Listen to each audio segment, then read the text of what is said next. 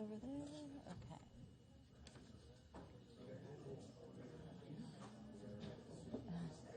It's off, I think. Oh.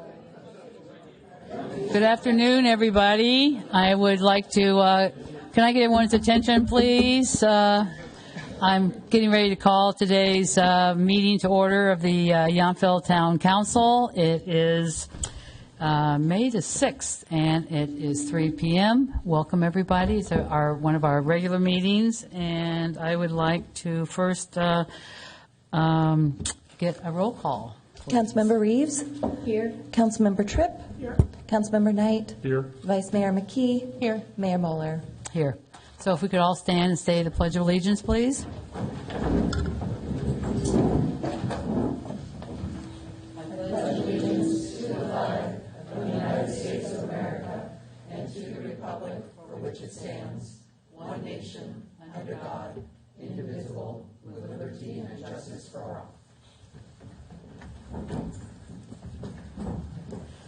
And thank you, everyone. Item number 5, council member announcements. I just wanted to say it was a beautiful day for our annual garage sale. Thank you for giving out the list and helping us get that organized, Samantha. It was very popular, a lot of people in town, so it was a lot of fun. And Art Sip and Stroll is going to be our next event coming up. We might hear more about that later on. So those are my announcements. Anybody else have some announcements? Mayor, Yes. should we adopt the agenda? Yes, that's why I forgot to adopt the agenda last time, too. Something about that agenda. Yes, great idea. Can we get a motion to adopt today's agenda? Move adoption of the agenda. Second. All in favor, say aye. Aye. Any opposed, any abstain? Okay, we have an agenda for today. So now we can continue with other council member announcements. Seeing none, I will move on to, we have a proclamation and a recognition today. I would like to invite some of our fire crew up who would like to come meet me at the podium. We have a proclamation for Wildfire Awareness Month.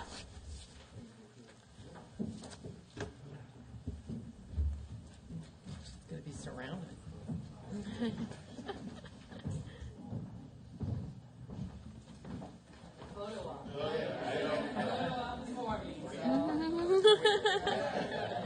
I'm training well.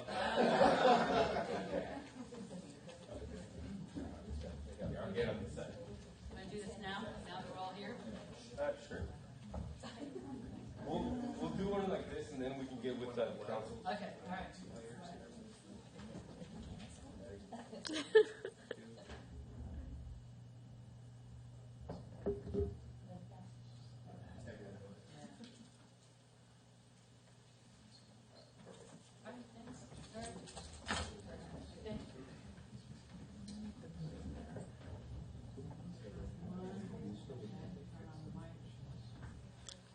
Testing. Good. It works. Let me want to be able to look at you guys, so let me give it to you this way.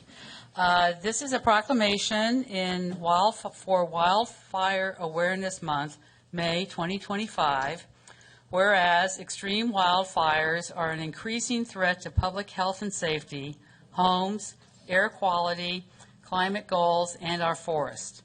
California is experiencing fires that on average burn larger and hotter than ever before, and whereas over the past 8 years, California has endured 64,148 wildfires, including the Tubbs Fire, which is the 4th deadliest in state history, and Atlas, Nuns, Glass, Lightning Complex, and whereas with increased vegetation from spring rains and hotter, drier weather approaching, fire danger is expected to be high in 2025. Public education and up-to-date regional emergency planning are critical to strengthening community resilience to wildfire and other extreme weather events. And whereas wildfires are natural, periodic occurrences in California, many native species depend on cyclical fires for survival. To preserve the economic and recreational value for our rural and wilderness lands, we must strike a balance between the state's fire ecology and the need to protect human life and property. And whereas here in Yountville, we know that firefighting alone cannot fully protect us. Every resident and property owner, especially in high-risk areas, has a vital role to play in preventing the loss of life and property during wildfire events. During this month, as we begin peak fire season, we must all take responsibility for raising awareness and taking proactive steps to protect our homes, families, and communities.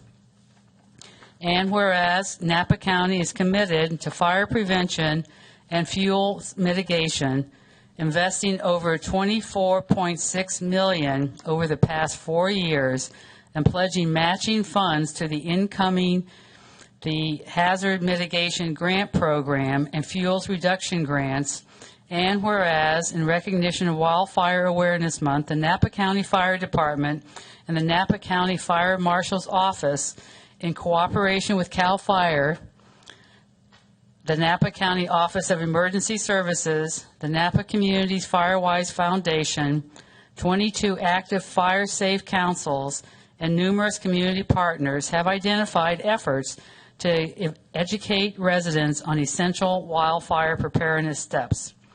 Now, therefore, let it be resolved, I, Margie Moeller, Mayor of the Town of Yountville, State of California, on this 6th day of May, 2025, hereby recognize May 2025 as Wildfire Awareness Month in Yountville. Town Council extends our deepest gratitude to the brave men and women who dedicate their lives to protecting our communities from wildfire.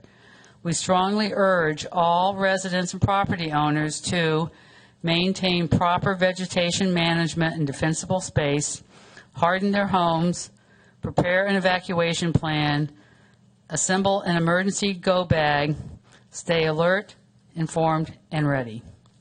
Thank you very much. And you going to say a few words? Thanks for coming. Absolutely. All right. Good afternoon, and thank you, Mayor Moeller and members of the Town Council and community members. My name is Jason Downs, the Town of Yountville Fire Marshal and the Napa County Fire Marshal. And on behalf of Napa County Fire, I want to thank the Council for this proclamation recognizing May as Wildfire Preparedness Month. As we continue through the 2025 fire year, this recognition is more important than ever. In California, May marks a critical time to prepare homes and communities before the peak of wildfire activity begins. Studies show that home hardening and defensible space can significantly increase a home's chance of surviving a wildfire. Here in Napa County and in the Town of Yountville, we are working proactively to take steps to protect both our residents and landscapes from wildfire risk. This year, we've expanded our defensible space inspection team to 6 seasonal inspectors. This is up from 4 in 2024 and 2 in 2023. This growth allows us to inspect more residential properties, address community concerns, and promote compliance with state and local defensible space standards. Property owners who pass inspection will receive a defensible space certificate of compliance, which may support insurance discounts. Our free homeowner consultation program remains popular, offering personalized guidance on how to meet defensible space requirements. We're also working with local realtors on AB 38 inspections during real estate transactions. And additionally, we have initiated a contractor training program to ensure landscape and construction professionals are equipped with knowledge and defensible space, home hardening, and chipping services. To strengthen our outreach, we've launched our new social media platforms to better inform and engage the public on our services, programs, and ongoing fire prevention efforts. Finally, I want to emphasize our deep commitment to creating a fire-resilient Napa County and Town of Yountville. We are proud to work alongside CAL FIRE, the Napa County Sheriff's Office, the Napa County OES, the Napa Community FireWise Foundation, our 22 active, fire safe councils, this planning and public works, and last but not least, this council. Together, we are making our community safer, stronger, and more prepared. Thank you again for this recognition. Now I'd like to invite Deputy Fire Chief J.C. Greenberg. Thank you. Thank you, Fire Marshal Downs, and good afternoon, Mayor and council members and members of the public. We're honored for this proclamation here today. Some of the things I kind of want to highlight as far as where your fire department is at a holistic level as far as the support that you have here in the town of Yountville and surrounding Napa County. So today we brought with you not only our fire marshal's office, but our fire chief, our volunteers out of Rutherford Station, and then your local engine company out of Yountville here today. So surrounded by good support. Some of the things I want to go over is where are we at with this operational update with our fire department. So just this past Sunday, we had a graduation for 17 new volunteers that spent 4 months every single week and weekend training to get all the skills they needed to come on board to help build that strength of our local fire department here. So that puts us up over 150 volunteers here in Napa County, along with your career resources and across the 9 stations of the volunteers. So very welcoming to have that support on board. On the CAL FIRE front, as of March 31st, we had all 31 of our Schedule B or wildland engines staffed, doing a lot of fuels reduction work, ready for the response, 6 bulldozers, 6 Type 1 hand crews, and then along with our aerial fleet. So our Boggs Mountain Hell Attack, the CAL FIRE Hawk, is staffed up out of Lake County at Cobb Mountain on that base up there, ready for response, and they're able to deliver 1,000 gallons of water with 1 drop. They can also fly at night, so a lot of our capabilities have increased over the last couple of years. The big news in welcoming is we are getting an exclusive use helicopter that's going to be based again out of the Napa County Airport, and so that is a Type 1 Chinook helicopter, and the capacity on that is 2,300 gallons in 1 drop. So fortunate to have them. They can fly at night, a welcoming resource to our suppression efforts.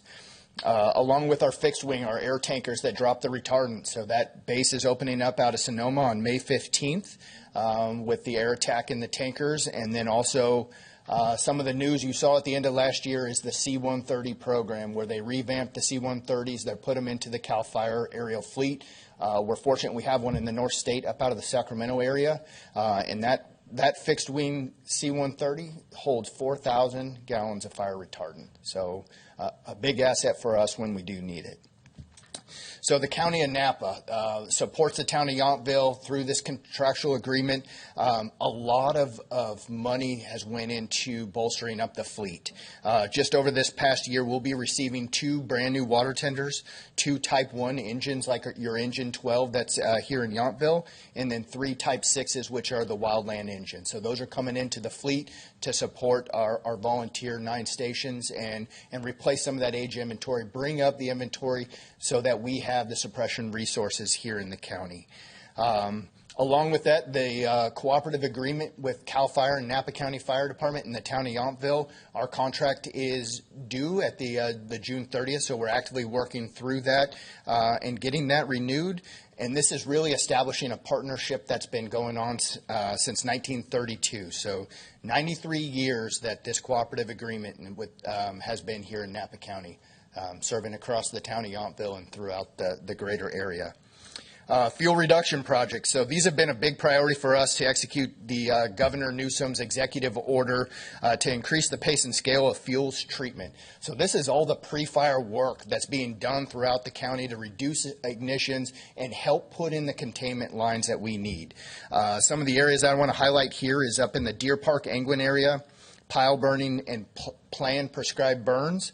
Boothea State Park, pile burning. There's been over 700 piles that have been created and burned this year just in that park area alone. Some of the communities is Silverado Country Club in the Atlas Peak area, the Circle Oaks Community Fuel Break, Berryessa Highlands, the Pines, the Estates. There's been a community fuel breaks put around those perimeters along with some pile burning there. And then the big one here locally is the mastication work that's been going on behind the Betts home. So the vet's home was hampered in 2017, and it was on the verge of having to evacuate, which is going to cause a lot more resources to come in to transport our residents out of there. We saw that as a need. We've been working on it the last couple years, and just as of 3 weeks ago, we've been working on a mastication project to open up some of those historical lines to help us protect that area up there and the town itself down here. So that project's going very well, and it should be continuing over the next month. Community engagement. Napa Firewise, Napa County Fire Department and Fire Marshal's Office, our engine companies, we continue the collaboration amongst the community, because you can have the operations, you can have the fuels reductions, but you got to have the community engagement so they understand and they are prepared, so that when we do have an emergency, that we can work in unison to solve that. So there's been a lot of good collaboration. You're very fortunate to have the folks out of Yountville here at all of your public events, and that's what helps us engage this community to make sure that they are ready. So together, these operational prevention and engagement efforts strengthen Napa County's wildfire resilience and preparedness, and we're in this together. We're honored and we appreciate this proclamation today. Thank you very much. Thank you very much.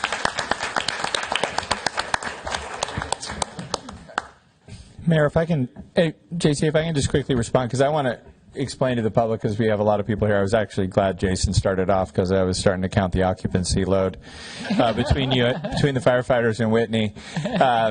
No, but I think that the partnership is such a key word, and I think, the public doesn't understand that the town of Yountville contracts with the county. The county obviously provides services. It's a shared contract with the vet's home, the county. It's basically a third type of idea, and then the county, of course, contracts with CAL FIRE to staff. So it's such a beautiful partnership in the sense of how we share and how we're in the heart of Napa Valley and how well protected we are by all of you. So I just want to publicly thank you and also explain kind of how it works, because it is a unique model based on what I know, and I think it's really serving the community well. So thank you, guys. Greatly appreciate it. Thanks. You want us up front for? And we'll just quickly get a picture with everybody Okay. and council, That'd all be of great. council. Great. If we can fit everybody in. We'll get them in. Thank you. We will get them all in. That's okay. All right, I'll go down. I'll go down. I'll go in the back. The mayor's going to take the hit and go stand down in front. Yeah, go ahead. Stuff is. I got to go in the front. We've got some guys coming up here. For you there, Pam. Oh, we got some guys coming. Come on over.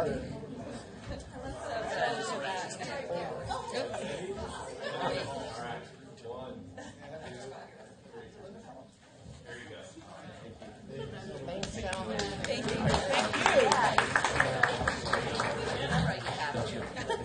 Thank you all. Oh, careful. What? Huh? Thanks. I moved the chair. Thank you. Good seeing you. Take care. Bye, you guys. Okay, bye. I'm good, thank you. Hold and then it warms up. All right, let's see. Different glasses. Now I see where I am. Now, I would like to invite up to the microphone the CEO of our Yountville Chamber of Commerce, Whitney Diver McAvoy.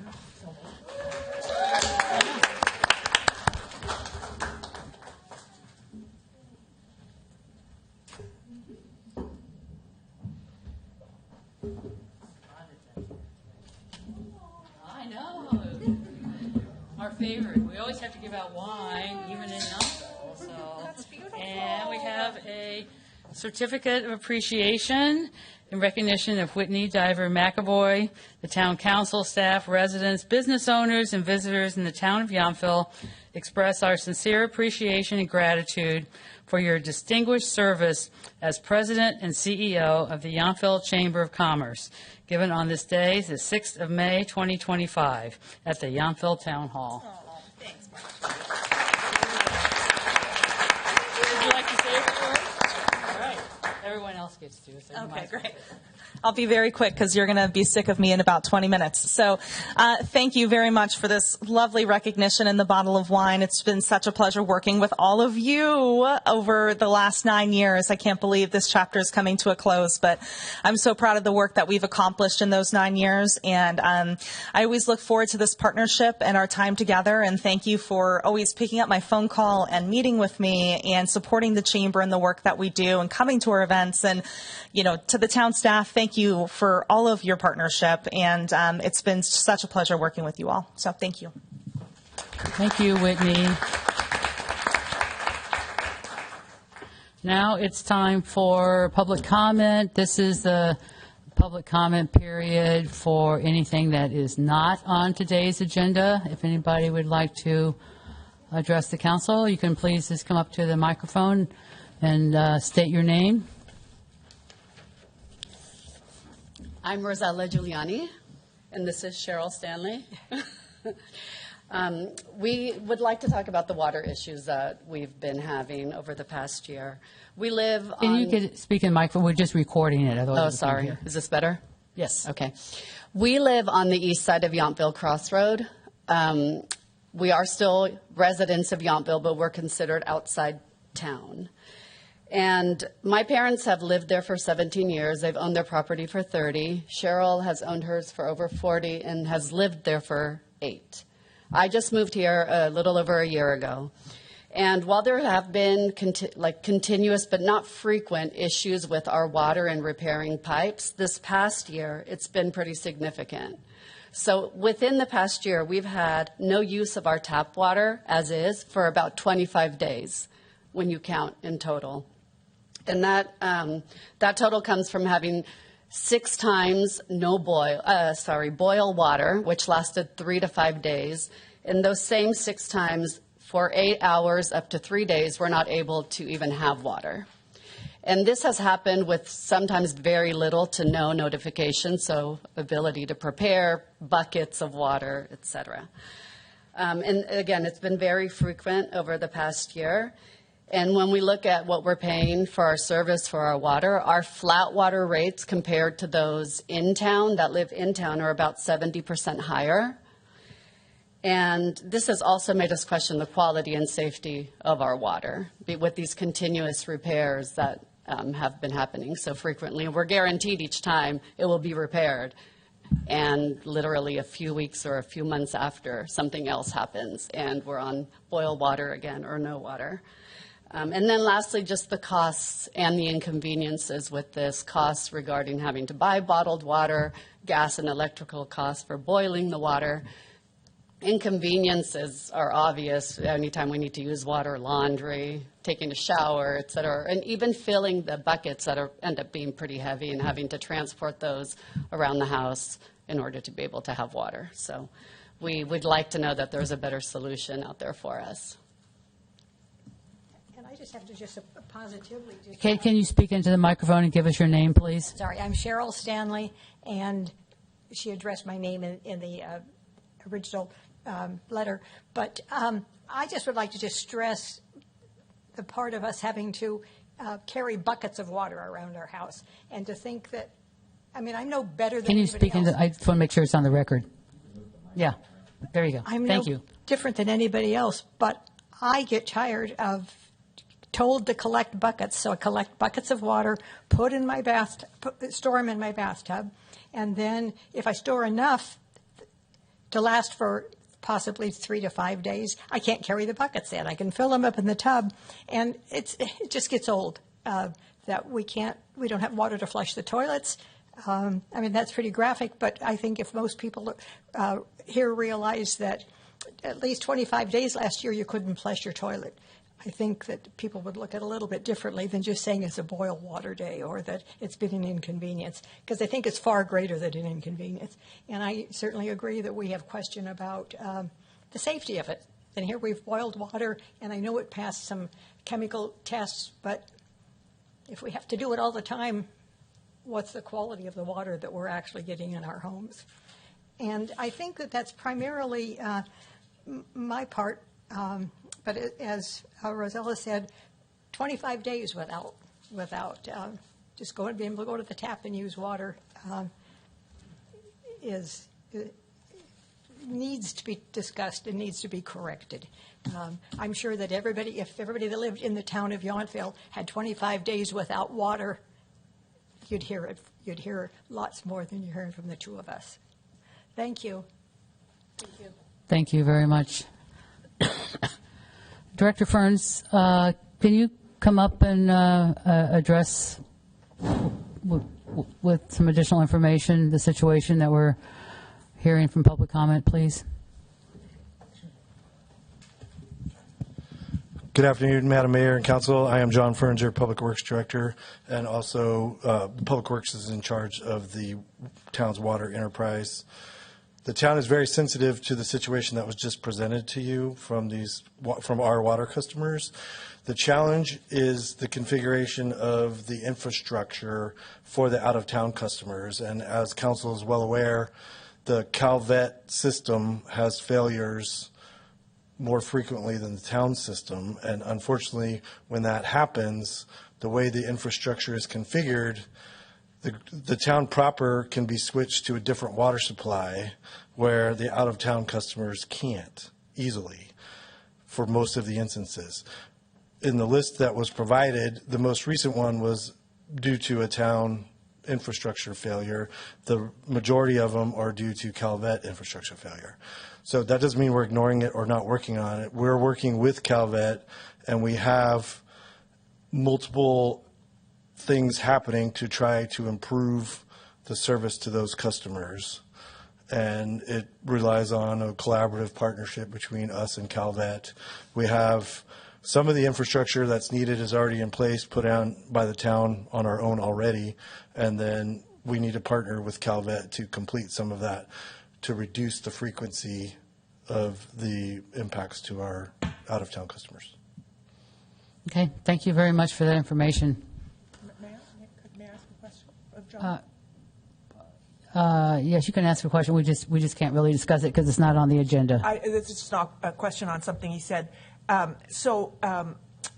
The people that are raising this issue, is Calvet in the same, as the vet's home in the same position? Are they getting the exact same water? So are they shut down 25 days? Or, because I understand what you're saying about the configuration, the town is different than what's out. Thank you for that question. Calvet has a similar circumstance where they have the majority of their customers are located at the campus. And when this happens, they can switch to an alternative water supply.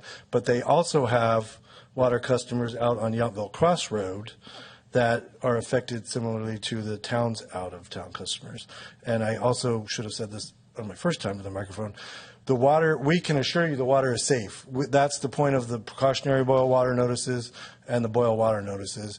We won't turn the water back on unless we know it's safe. So both Calvet and the town of Yountville are regulated by the Division of Drinking Water, the State Division of Drinking Water, and we consult with them during those times when the water system has failed, and they're the ones that determine the water is safe and can be turned back on.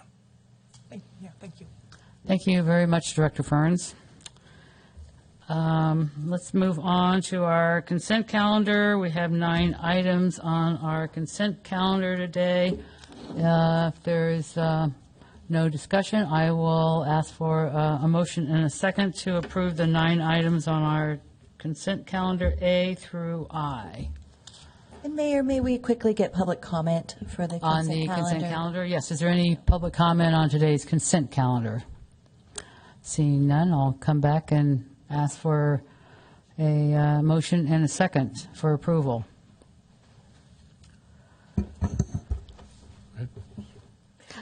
I will move approval of the consent calendar. I will go ahead and second, and I also just want to thank the volunteer, Terry Brumner, who came forward to serve on the Park and Recreation Committee. It's people like Terry moving forward to volunteer and serve the town that make it the special place it is. So thank you to Ms. Brumner. All right, so we have a motion and a second. Any other discussion? If not, we're going to use our buttons. Yes, we Mayor. are. All right, so we have our buttons for voting. Voting is open.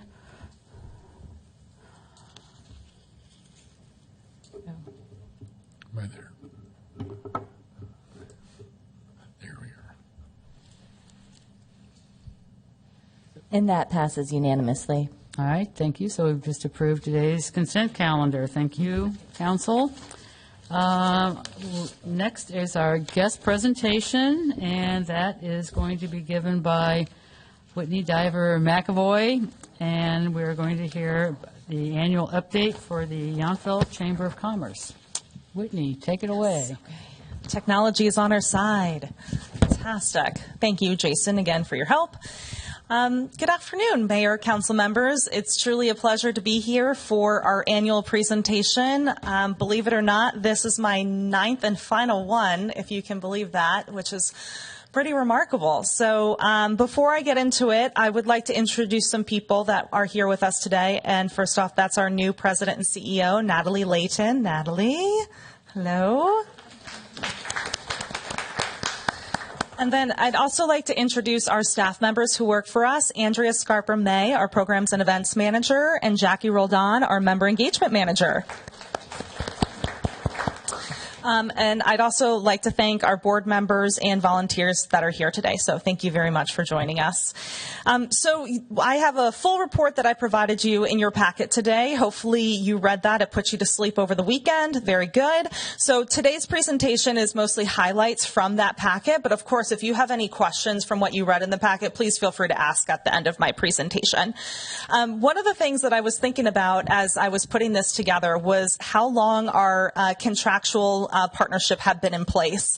And the answer is 32 years. So since 1993, which is pretty remarkable, this contractual partnership between the town of Yountville and the Yountville Chamber of Commerce has been put into place. Now, I will say it's definitely gotten more sophisticated over the years, but that partnership has been around for a long time. And I think one of the things that makes us so successful as a town and community is that leadership alignment that we have together. So thank you for your trust and support in us and the belief that that partnership matters because it makes a world of difference for everybody. Okay, so what we're going to review today is Yountville Chamber of Commerce overview, some program highlights, and information about marketing the destination of Yountville. I'd like to note today you're going to see highlights from July 1st, 2024 through April 30th, 2025. Now, our fiscal year runs the same as yours, July 1st through June 30, but because I'm leaving in a couple weeks, we wanted to have me give this presentation to you, so you're only going to see data through April 30th. So please know, even though the numbers that you're seeing in the report in this presentation, they're going to increase over the next 2 months for May and June. So just wanted to keep that in mind. Okay, Yountville Chamber overview. So what does the Yountville Chamber of Commerce do? I always like to say affectionately that we wear two hats. So we serve as a traditional Chamber of Commerce. So think member resources, promotion for businesses, networking opportunities, advocacy, public policy work, workforce development, economic development, and community building. And then, of course, we serve as the destination marketing organization for the town of Yountville, for you. And, of course, the Napa Valley Tourism Improvement District, Yountville, so the NVTID Yountville. We also have a contractual relationship with them for marketing services. So when we think about that, we are marketing Yountville as the premier small town destination, including advertising, promotion, and of course our Welcome Center, which is the front door to our town.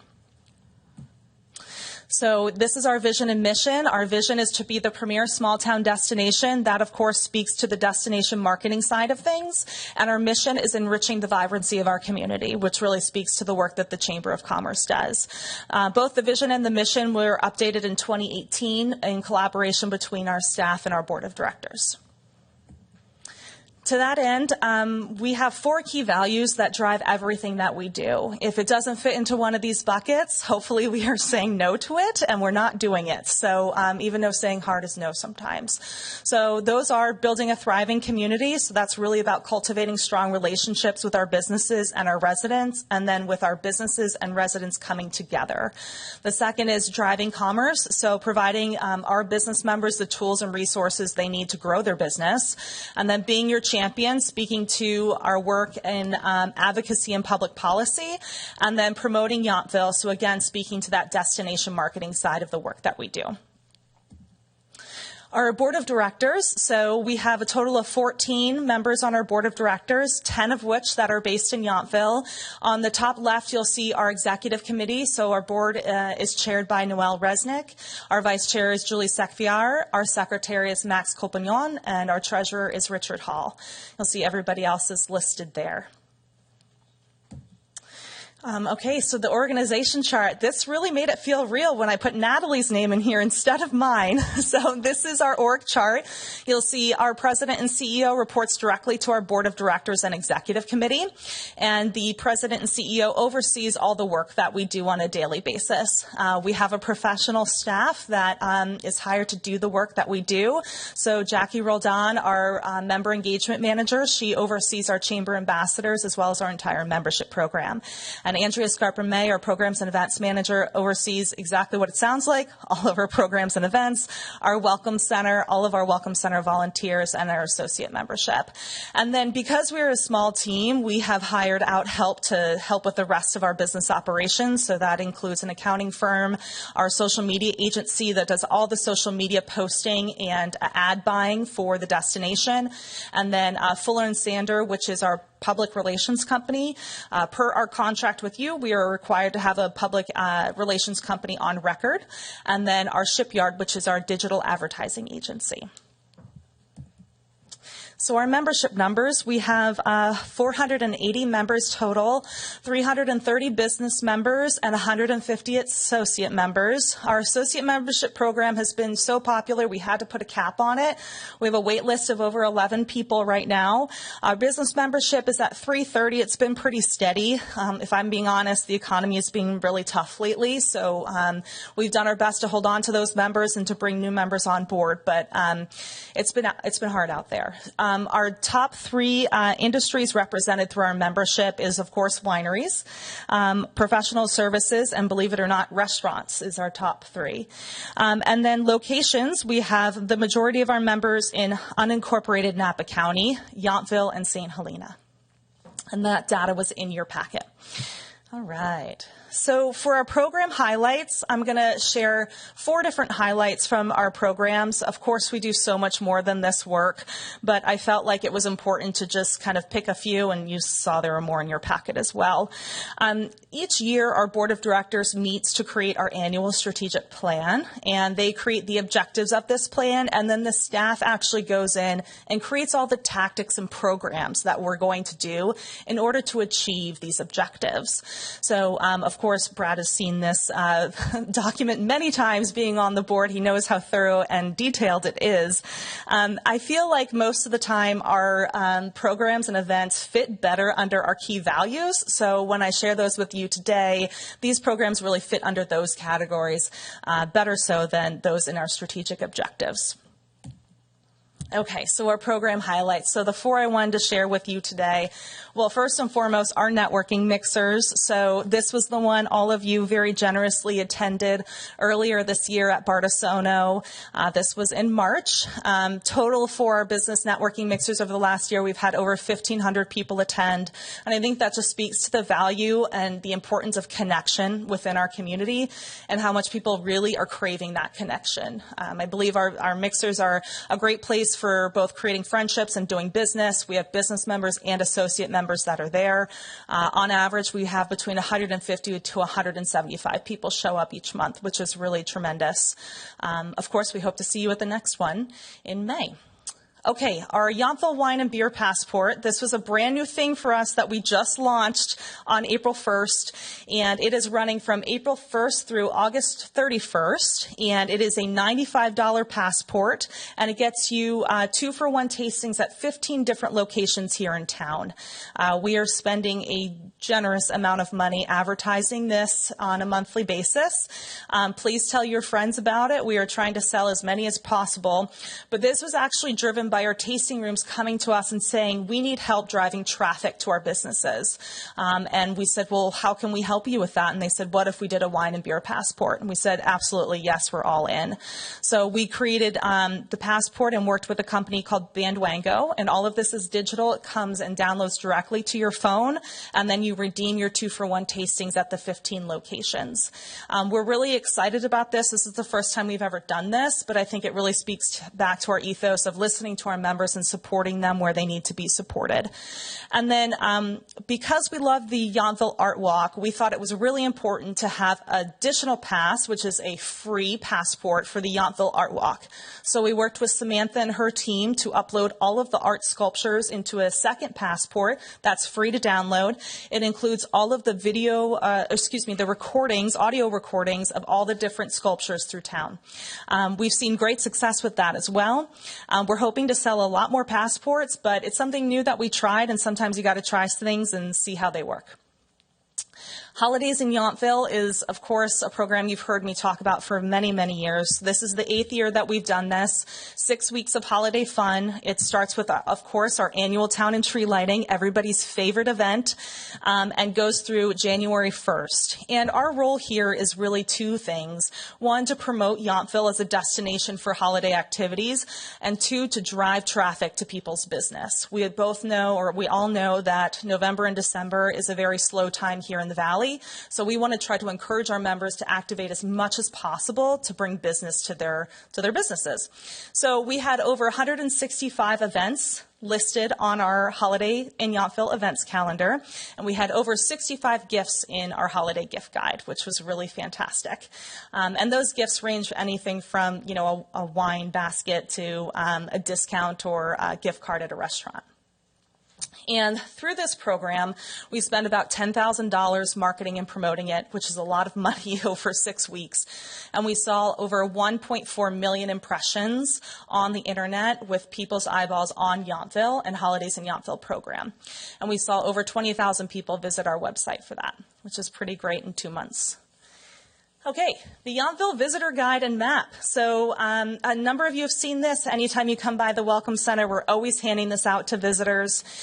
We print 11,000 copies of the Yountville Visitor Guide, and that is a beautiful array of different itineraries and highlights of our members here in town.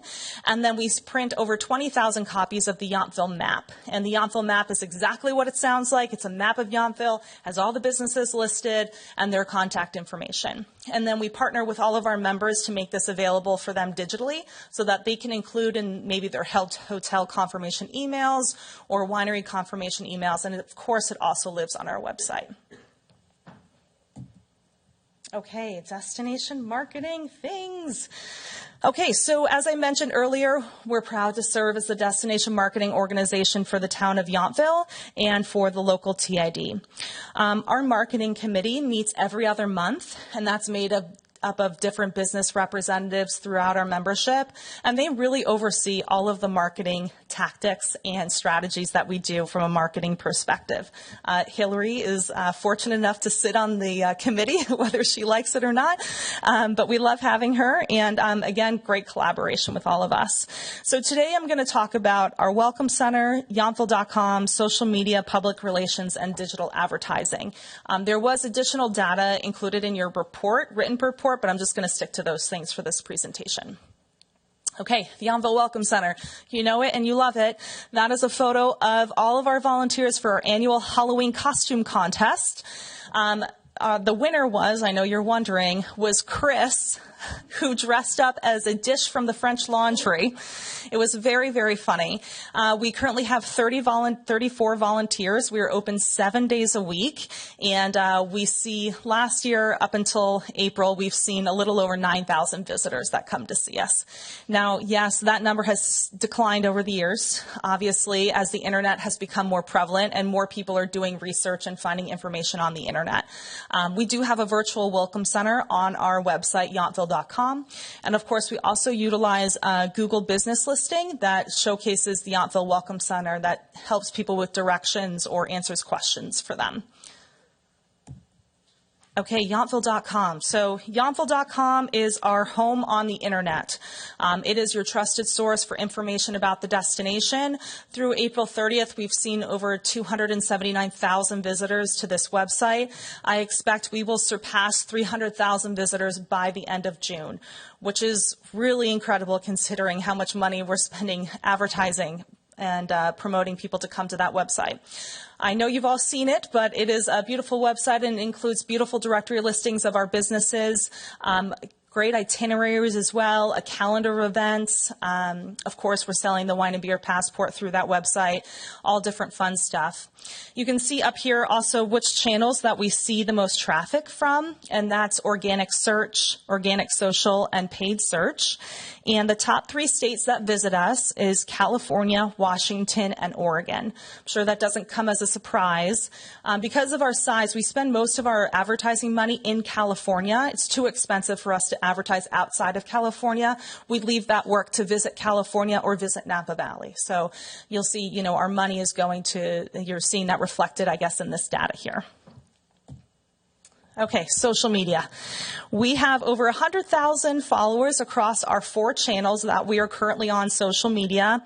And we have 3 objectives with that. One is to drive member content, driving traffic to Yountville.com, and establishing Yountville channels as experts in all things Yountville. So whenever you see one of our channels posting about anything that we have to say, you want to be able to trust it. So that comes with providing quality content and making sure that content is dynamic.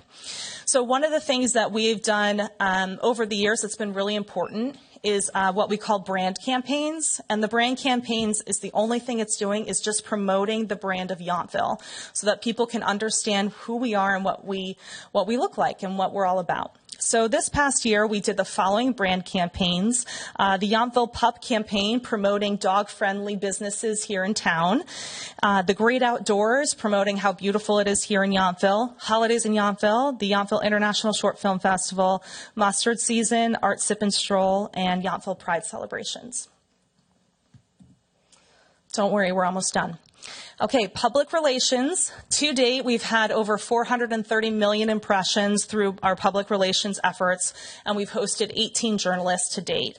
I'm sure you're like, how do you get that many impressions? It's based on how many users interact with those brands that our articles are published in. So, for example, the LA Times, AARP, and the Mercury News were our top placements so far this year, and that data was in your report as well. And these are just some of the highlights of our different headlines that we had. And of course, we work with Fuller and Sander Communications, public relations agency, for these placements and to host these journalists. Okay, digital advertising campaigns. So this is really neat to share with you this year. Typically, I'm only talking about one campaign, and that's the Yountville brand building campaign. And this year, we've been fortunate enough to do 3, which is really kind of cool. The first one is the hyperlocal campaign. And this was not my idea. This was the idea of our WSI Next Gen Marketing, who helps run our website. And he said, what if we geofenced people in downtown Napa and just advertised to them Monday through Friday, visit Yountville. Said, come for dining, come for wine tasting, come to walk around town. We'll spend $200 a month, and we'll just target people when they're actually physically in downtown Napa. It's off the charts and a really good investment for us. You see here, we've had 1.7 million impressions just this year on that program, and over 15,000 people have clicked to our website. So even though it's a very small subset, they're still seeing our ads when they're in Napa, which is great. We want them to see that. So that's been really cool this year. And then most recently, we partnered with St. Helena and Calistoga for the Napa Valley North campaign, which I'm sure you've heard about. This is paid for by the local TID. $20,000 was spent on this campaign. Each of us chipped in $20,000. And we are promoting basically driving people up Valley. We know how hard it is to get business here. And so we're trying to make sure that people understand that you can have a Napa Valley experience up Valley. This included a new website, video, itineraries, and meta ads. And we just launched this at the end of March, so I don't really have great data to share with you yet. But since the launching in March, we've already had 15,000 people watch that video, which is incredible. So it definitely is resonating with people, and it's been something that is something new to try. You know, sometimes you got to try new things. And this will run through the end of August. And then lastly, our Yountville brand campaign. This is the 8th year of this campaign, and we are year-round, and our goal is to drive awareness and increase visitation. This is running from September 2024 through June 2025 and includes Meta ads, Google Ad and Search, YouTube, and Expedia. To date, we've already had 10 million impressions on this campaign. We're spending $180,000 in partnership with the TID on this program. And with our partnership with Expedia, which you can book direct rooms into our hotels, we've already generated $90,000 in hotel revenue through this program, which has been really wonderful. Okay, so what's next? So we are going into the second year of our strategic plan, so our 3-year strategic plan going into year 2. You can see here are our objectives, as I mentioned earlier. These objectives won't change over the 3 years. They're set by the board, but the tactics and goals and strategies will change depending on what's going on in our community and what we need to focus on. So objective 1 is focus on visitor promotion and engagement to foster positive economic impact for Yountville and the surrounding community. Objective 2, connecting, convening, and collaborating with everyone. Objective 3 is running an effective and sustainable engaging chamber. Maybe that should be number 1, because if you're not doing that, how can you do the other ones? And then objective 4 is enhance member resources. So our board will be re-looking at that at the next board retreat, which will happen later this summer. Okay, I tried not to take forever, so thank you very much for your apt attention and all of your partnership and support over the years. I'm really looking forward to you guys getting to know Natalie and working with her and continuing our wonderful partnership, and I'm happy to answer any questions that you have. Thank you. All right, thank you very much for that great presentation, Whitney. So any questions from the council? Not even a softball? I have some. Okay, but great. Go ahead. I was just curious about, I was trying to see where I wrote it down, the campaign where you have the hyper-local campaign. Yes. That's kind of exciting. You're able to basically identify visitors that are in the Napa downtown area. Yeah. And then send them information, or Yep, that's correct. Yeah, so it all happens on your phone. So we basically draw a little line around the city of downtown Napa. And so say the 3 of us were out getting drinks in downtown Napa and we were having a good time on a Tuesday night and we're on our phone scrolling or thinking what we're going to do next, they would be served an ad from us saying, come visit Yountville. And it's all based on geo-targeting and your cell phone data, which is terrifying but effective. That's true, but hopefully profitable. Yes. Yeah, it's definitely working, and for the amount of money we're spending, incredibly effective. Yeah. So I wanted a little more detail. I think it's the Yountville brand campaign. Yes. That's the one where somehow these ads, similar to what you probably described, but not in that local of an area, and you link that in with Expedia to actually determine how many people are booking hotel rooms. Yeah. So give me a little more detail. So this is new, and So what were the numbers again, and what months were you driving people? Sure. Good question. So this is the second year we've done this Expedia partnership, and it's actually an ad match with Expedia and Visit California. So Visit California rolls out this overarching campaign for destinations across the state, and you basically buy into that program. And so I believe we're spending roughly $40,000, but that's matched by Visit California, and then I think it's half matched by Expedia. And that's running from, I believe it's November through March. So it's ended at this point. So basically slow season.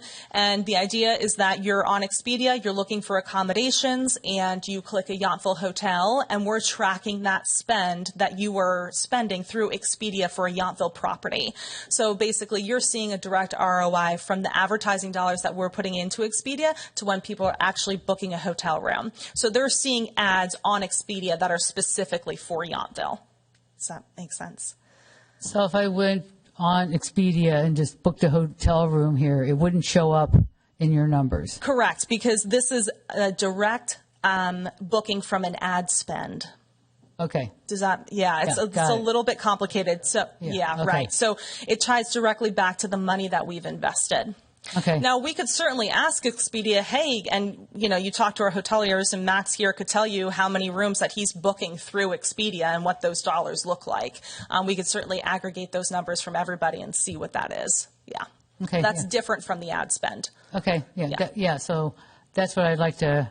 I know you threw out a lot of numbers for ad spend. It looks like we're being subsidized heavily by Visit California and some of those other agencies, right? So. No, just for the Expedia piece, just for Expedia only. Oh, okay. Yeah. All right. It's so- just a partnership through the Expedia website. Okay. Yeah. I get how that works now. So Yeah. that's what I'm trying to do Sorry, in my head, it's but I confusing. couldn't do it fast enough. It's like, well, how much did you invest and how much did you get back, and just kind of Absolutely. crunching the numbers. Yeah. But anyway, thanks for that information. And also just thank you and Natalie for coming. We had, the town council had our strategic planning session for our cycle, and what was that, 2 weeks ago, I think, and last week? Just last week. Boy, time flies, huh?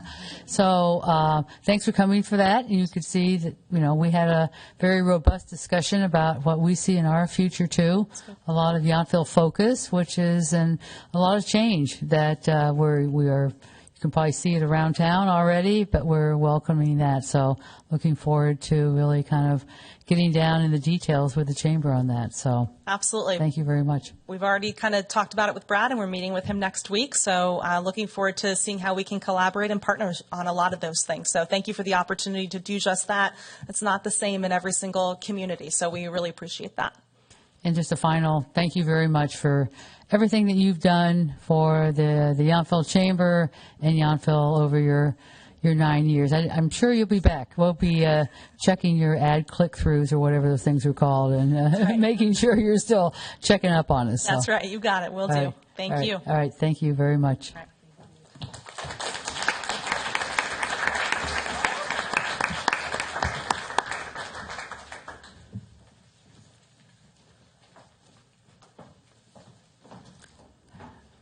I'm actually going to give everybody time. You can exit stage right. There we go. I could just tell that there was some of the. Would you like to take a break? Okay, sure. We're going to take a 5-minute break.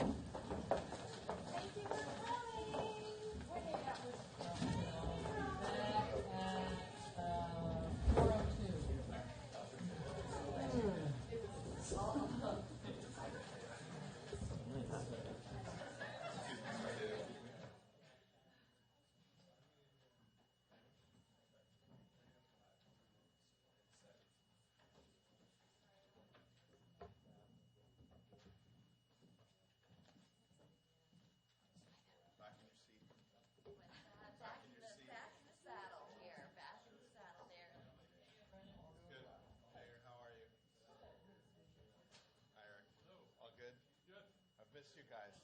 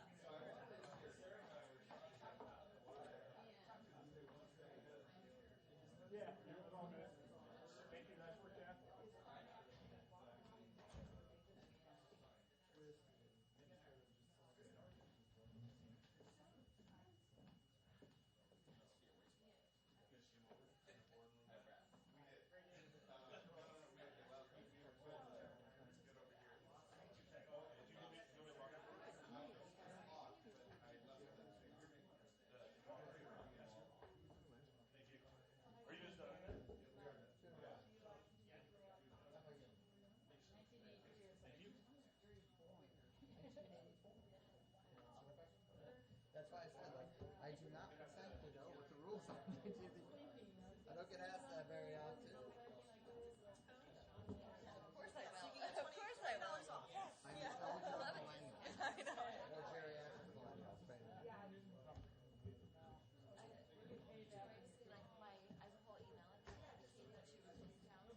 That's awesome. Yeah, I need to listen to that needed to that purpose.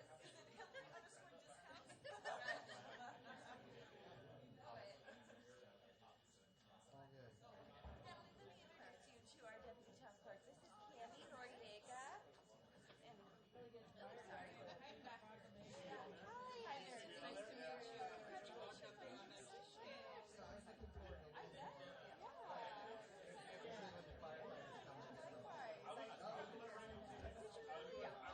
We're competing with the You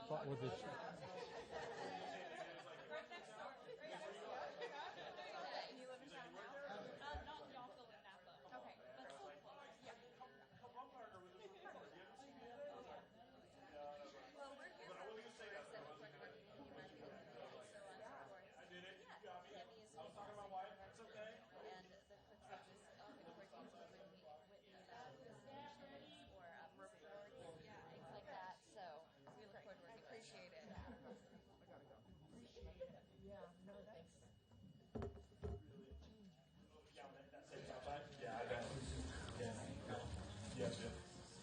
All right.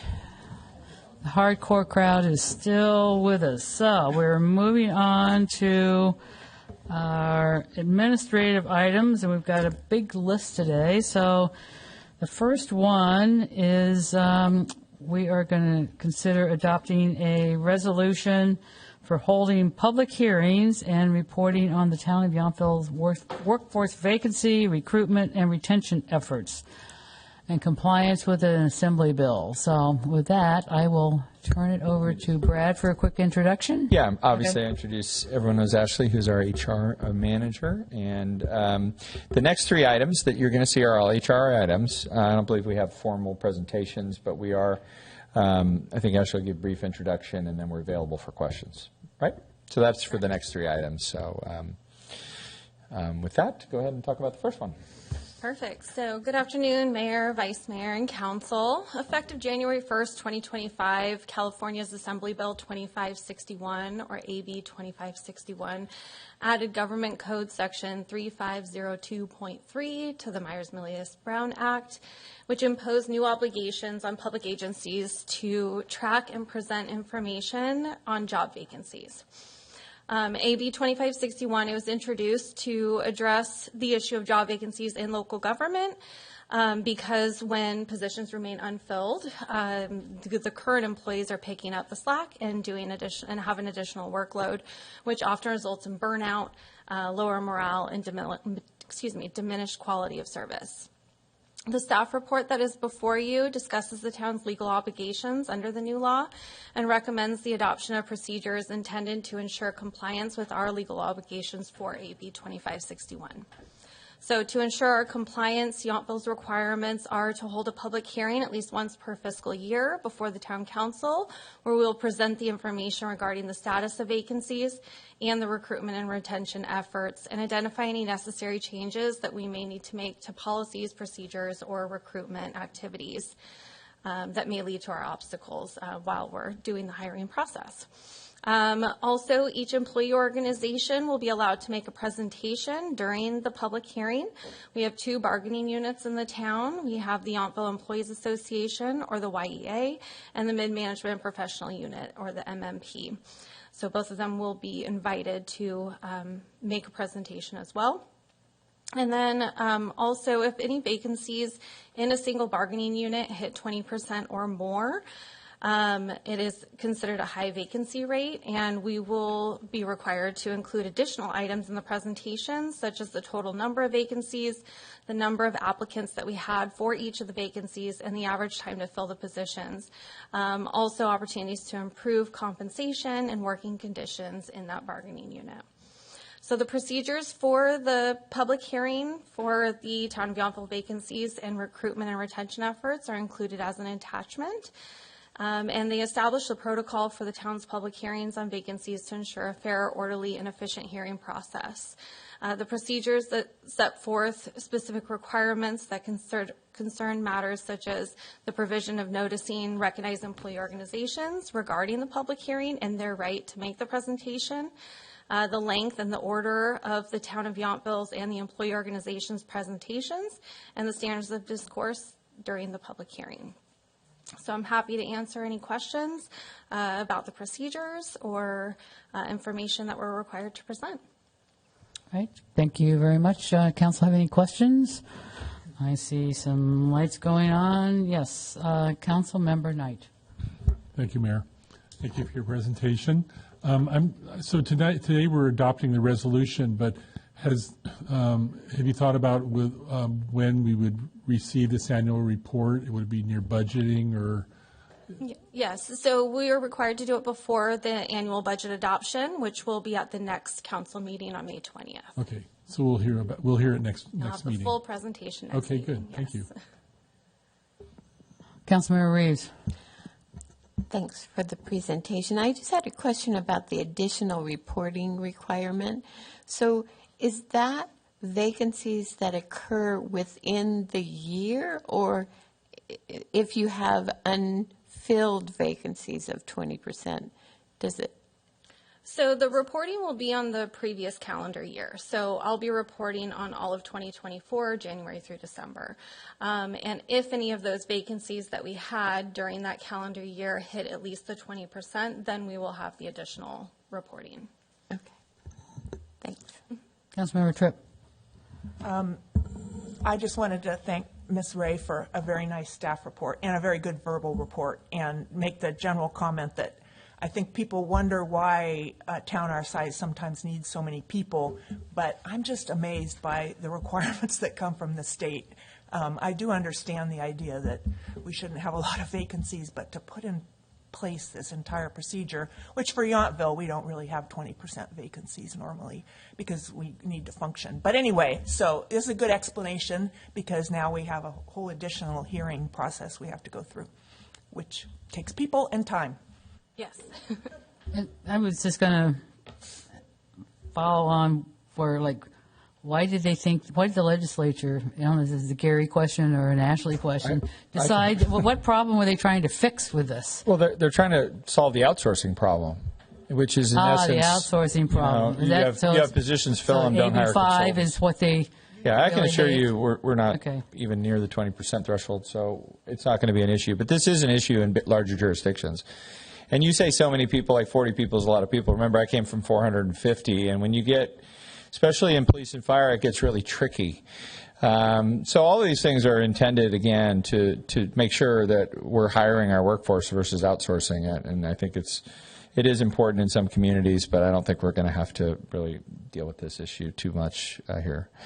Because I think we're pretty close to we're getting, I mean, we always have turnover, but I think we're pretty close to full, and that's always a good place to be. But yeah, I don't want to get into the politics of it, but that's the reality of it. Yeah, well, sometimes we can't avoid those politics. I'm just trying to figure it out. Why it has to be a public hearing too. Can't, just, anyway, we will abide by the state law. So with that, any public comment on this item? Seeing none, I am going to bring it back for any further. Can we get a motion and a second and any final discussion? I'm happy to make a motion if there's no other discussion. Or okay. I move approval of resolution number 25-4354, a resolution of the Town Council of the Town of Yountville adopting this resolution and adopting procedures for the public hearing on Town of Yountville vacancies and recruitment and retention efforts. We have a motion. A second. And a second. All in favor, say aye. Aye. Any opposed? Any abstain? Oh, you want to punch buttons? Oh, sorry. Yep. We haven't been doing that. Now our clerk is back, getting us Passes the it buttons. unanimously. All right. Thank you for that.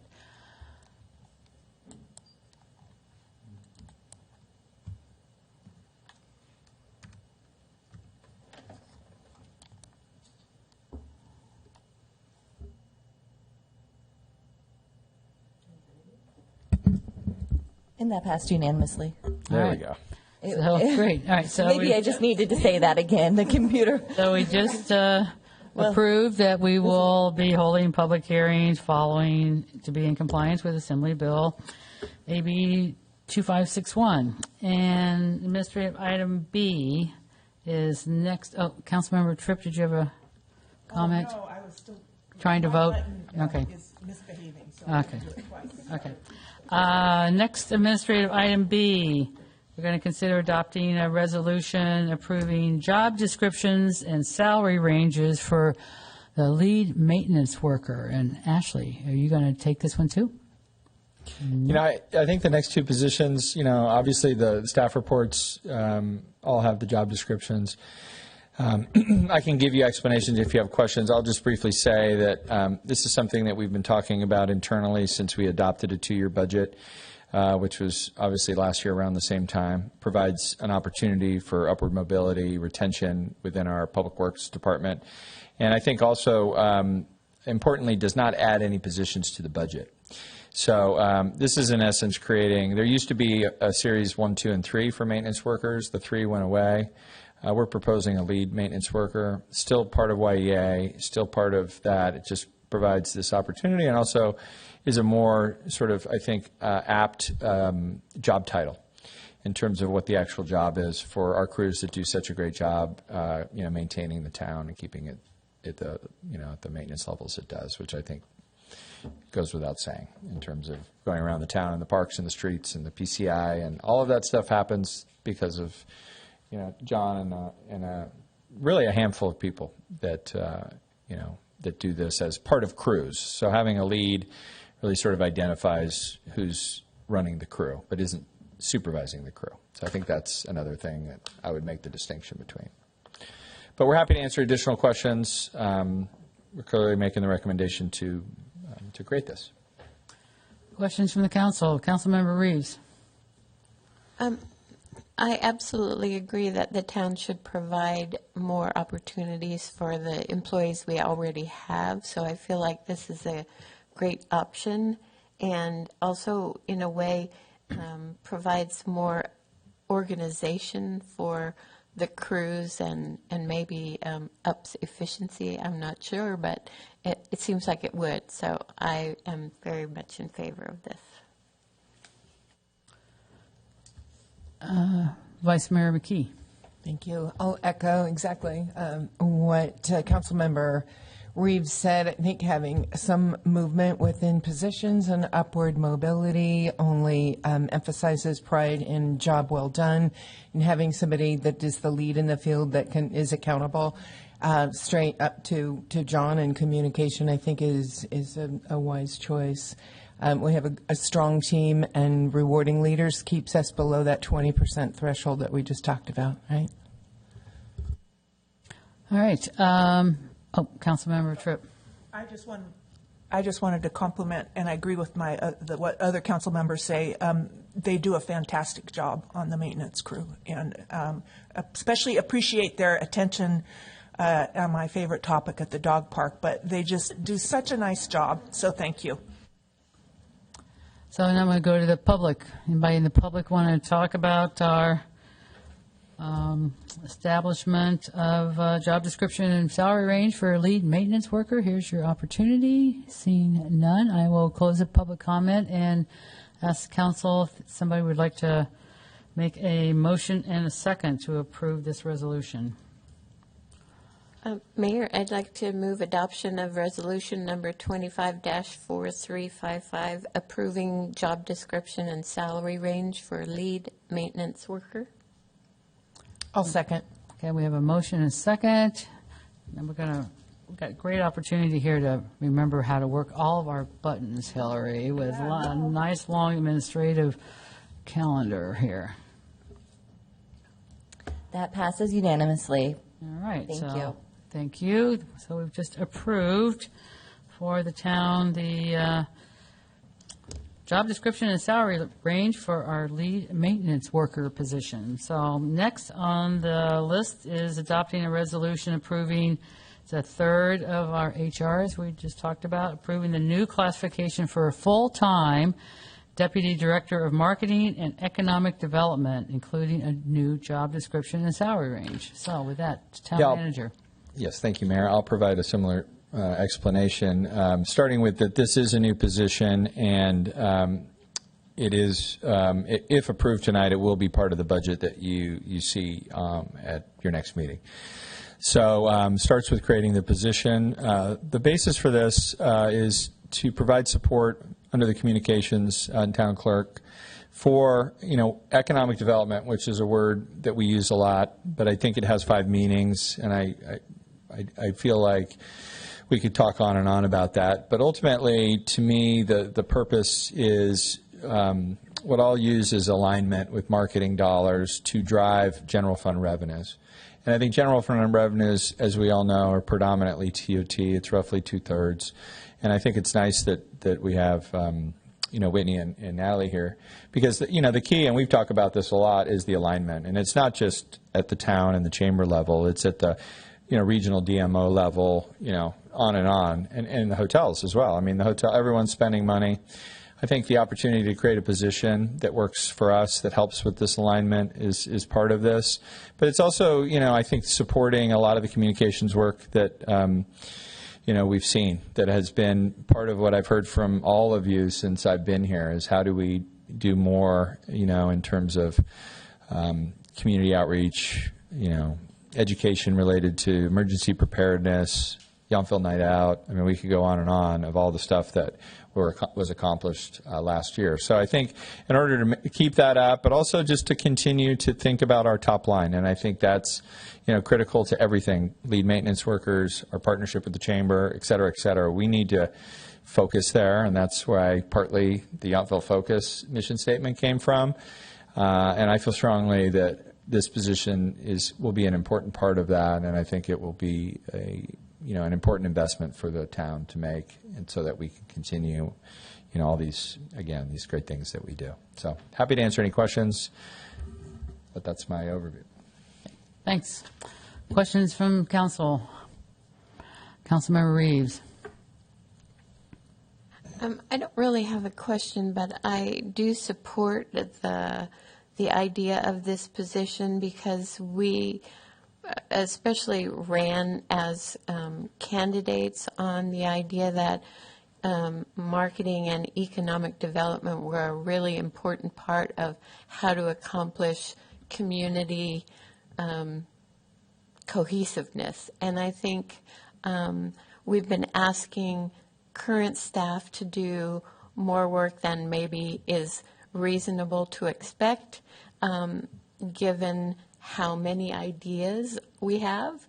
And I feel like it will help focus our energy by having a person who's in charge of just this type of activities and resource allocation. So I really support this position, and I think it's important to our bottom line to make sure that we are always thinking about how to make Yountville vibrant. Vice Mayor McKee.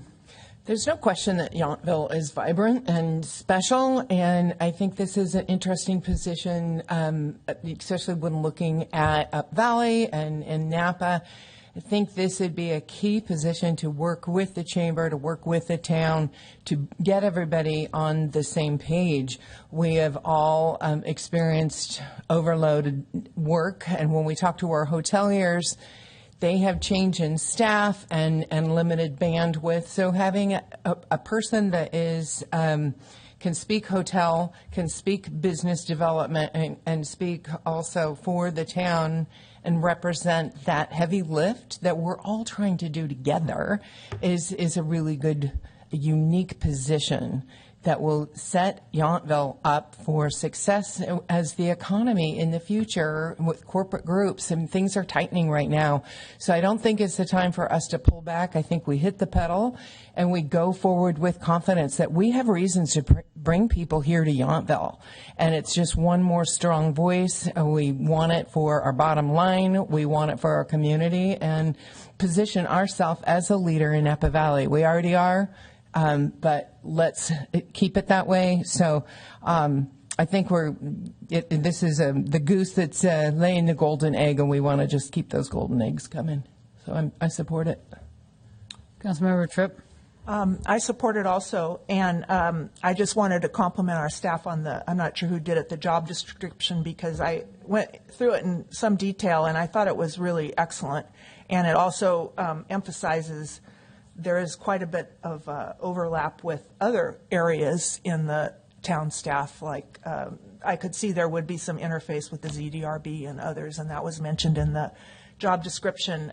That's sort of how I tell, or at least one of the things I look at to see what this person would actually be doing. And there's a lot of work here, including the online presence of Yountville, and which really comes under Hillary. So I thought it was very well thought out. And although I'm always cautious about adding positions, I think it's a good investment. You've got to spend money to make money. So. Well, thank you, and I'll pass along your compliment to Ashley with Celia's supervision. Okay. And probably Hillary helped with the job description, too. She chimed in, yes. Councilmember Knight. Thank you. I support this as well. I think and as Councilmember Tripp said, I thought the job description was well written and focused, and it's just really about, for us, collaboration and partnership. We had a great meeting with local businesses recently in the chamber, talking about what we can do in the community, sustainable goals, and it's just about that, continuing to promote our sustainability and the wealth and the success of the community. And so it's it'll be just a continuing opportunity to promote economic development, collaboration and cooperation and partnership. So it's I look forward to us moving forward with this position. And yeah, just my final comments before we go to the public too. I just think that we've finally are kind of closing in on being fully kind of connected with the chamber through the businesses. I've always felt like we were a little bit in silos. It's like, hey, what's that hotel doing over there? Or like, you have to learn from Whitney that the tasting rooms are looking for more business being driven their way. So I think this is really going to connect, the town and the chamber better with the businesses, so that we can really all support everybody and say, hey, we're here for each other. So it kind of puts that other third leg on the stool, if you will, that kind of puts it all, balances it out. That's at least how I kind of look at it. So with that, I'm going to go out to the public. Anybody from the public want to come up and address this item? Thank you so much. Natalie Layton on behalf of the Yountville Chamber. Just on behalf of us and our volunteers and our staff, I'm really excited about this. I think this is a great opportunity. To your point, Madam Mayor, I think connection is key here, and I could definitely see us collaborating greatly and really bringing hopefully even more vibrancy to an already vibrant town. So I'm excited about this, and I look forward to continuing this strong collaboration. Thank you. All right. Thank you very much. Any other members of the public? With that, I'm going to bring it back for a possible, if somebody'd like to make a motion in a second to approve this new full-time Deputy Director of Marketing and Economic Development. I'll move adoption of resolution number 25-4356, approving the new classification of a full-time Deputy Director of Marketing and Economic Development, including a new job description and salary range for this classification. I will second. Okay, we have a motion and a second. We ready to vote? Okay. And that item passes unanimously. All right, thank you. So we have just approved a new first for Yountville position, which will be hiring a Deputy Director of Marketing and Economic Development. So stay tuned for a lot of new fun stuff. All right, we're halfway through, everybody. So we're moving on to item D and moving out of the HR arena. Must be Public Works time. I see Director Ferns coming. So item D is adopting a resolution authorizing a professional service agreement with Carollo Engineering Company to help us prepare a wastewater reclamation facility master plan. So, Director Ferns, you're going to start us off? I am going to start us off slowly as our clerk's office works on the PowerPoint. Okay. Good afternoon, Mayor and Council. I am John Ferns, your Public Works Director, here to present this item regarding a wastewater reclamation facility master plan. And with me is Ray David from Carollo Engineers, who you will hear about as this thing as we proceed. So, starting off, as you read in the staff report, and many of you have heard me say, in 1965, the town of Yountville owned and operated its own wastewater treatment plant down at what is now our pump station, while Calvet was operating a wastewater treatment plant up at the location where our wastewater treatment plant is now. And the two agencies realized having two plants that close together didn't make a lot of sense, so it made sense to combine those two facilities into one, which became what we currently know. It was originally the wastewater treatment plant, but with the water that we're producing now, it has become the wastewater reclamation facility. Next slide, please, if this thing didn't work. And so the combination of that created a facility that has literally infrastructure from Calvet from the 1940s, along with new infrastructure for the town in 1977. And it created the now infamous recycled water line that's been on your consent calendar for a while, distributing that reclaimed water across the Napa Valley to the Silverado Trail side of the Napa Valley to what used to be Chimney Rock Golf Course. And as we all know, vineyards are more valuable than golf, so it's been converted to vineyards. So that water that we produce now goes to 5 vineyard customers as well as our local golf course. Next slide, please. And as you can imagine, well, that plant is a traditional wastewater treatment plant, but it does have a combination of facilities from the 40s to the modern era. It has a current permitted capacity of 500,000 gallons of what we call average dry weather flow. It has the ability to treat more, and it goes up to 2 million gallons a day during the times when we have high rain like we had this winter. That plant really has about 12 to 14 stops where the water goes through some sort of process before it ends up in the pond and either goes to the Napa River or to our water customers. Most of those facilities have been operating continuously, certainly since 1977, and with little to no upgrades or next slide, please. It gets a fair amount, minimal major improvements. We have an active budget for repairing things as they fail or preventative maintenance.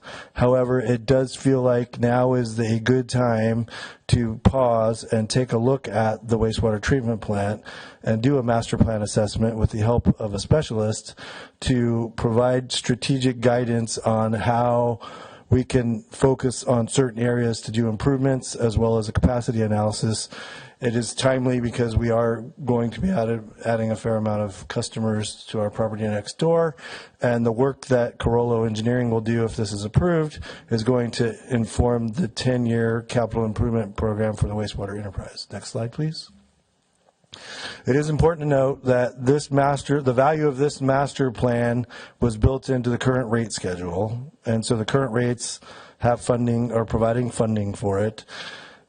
Finishing this master plan will inform the 10-year capital improvement program and be built into the future rate study for improvements that are identified as a result of this. Currently, for those that don't remember, we just did a 5-year rate study, and the new rates went into effect in January of 23. So we're going to be doing a new study in 27, and new rates could go into effect in 2028, and those rates may incorporate projects identified in this master plan. Next slide, please. And so as staff was preparing to do this, we reached out to Napa Sanitation, the biggest wastewater agency in the Napa Valley. We have friends that work there, colleague engineers, and they recently went through a master plan process. They have a much bigger facility than ours, and so they were very helpful in providing information for us to publish an RFP, or a request for proposals, to acquire the professional engineering services specific to a wastewater treatment plant. And so we published that. We received proposals. Carollo Engineering, Inc. out of Walnut Creek provided a proposal that meets our master plan goals, and they have the team with specialized expertise in wastewater master planning. And so we're proposing and requesting council to approve a contract with Carollo Engineering.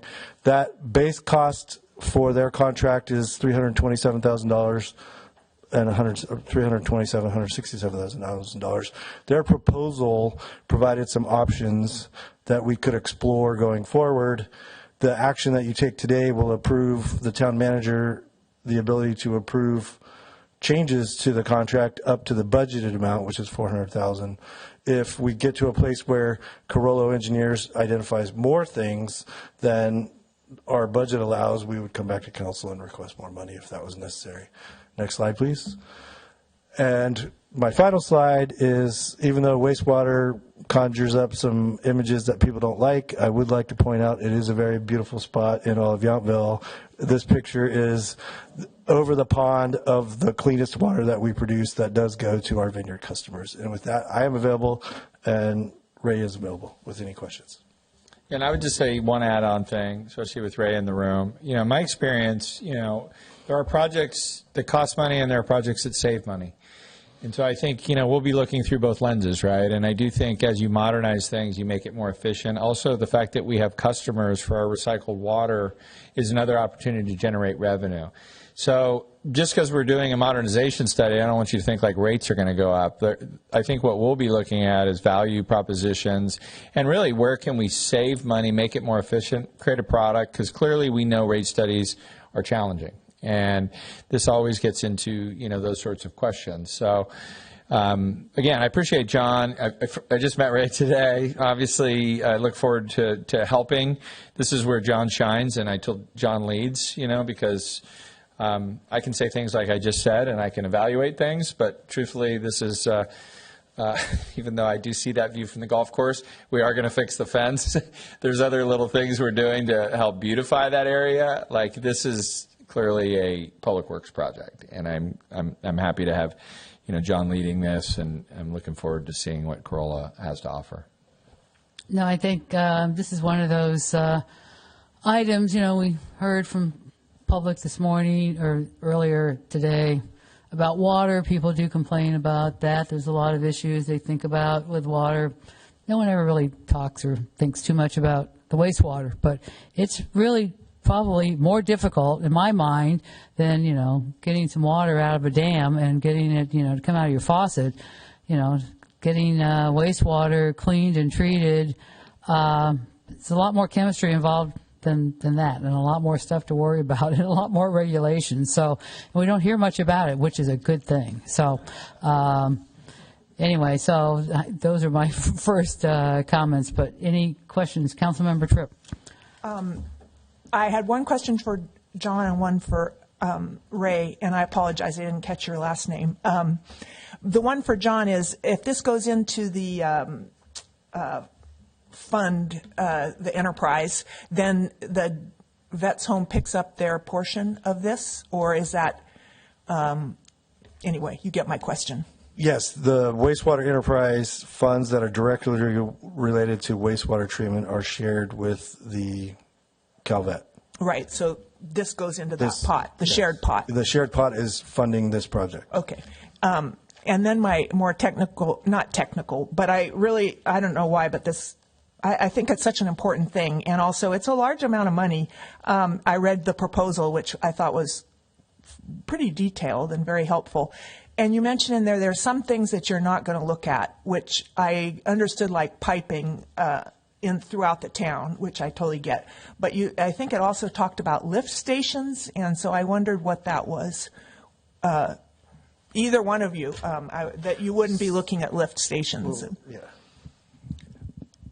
The focus of this will be on the facility, the wastewater reclamation facility, and I think, as was shared here, the intent would be to really look at and set a baseline for the condition of those assets, and then identify, based on regulatory need, what they're experiencing at the plant or the facility currently, to identify, what a 10-year CIP would look like to help identify, again, future project needs, be it process improvements, other regulatory-driven improvements, as many know, likely the nutrient watershed permits, which does not affect your facility, but things of that nature that we want to be mindful of. And then it was determined that the focus of this master planning effort should be on the facility, the WRF, and that potentially a future effort can look at the collection system. Okay. And as you noted, the condition assessment will look at above-ground assets or any assets that are kind of readily available or that can be emptied, for instance, to inspect the structural integrity, any mechanical mechanisms, et cetera, et cetera.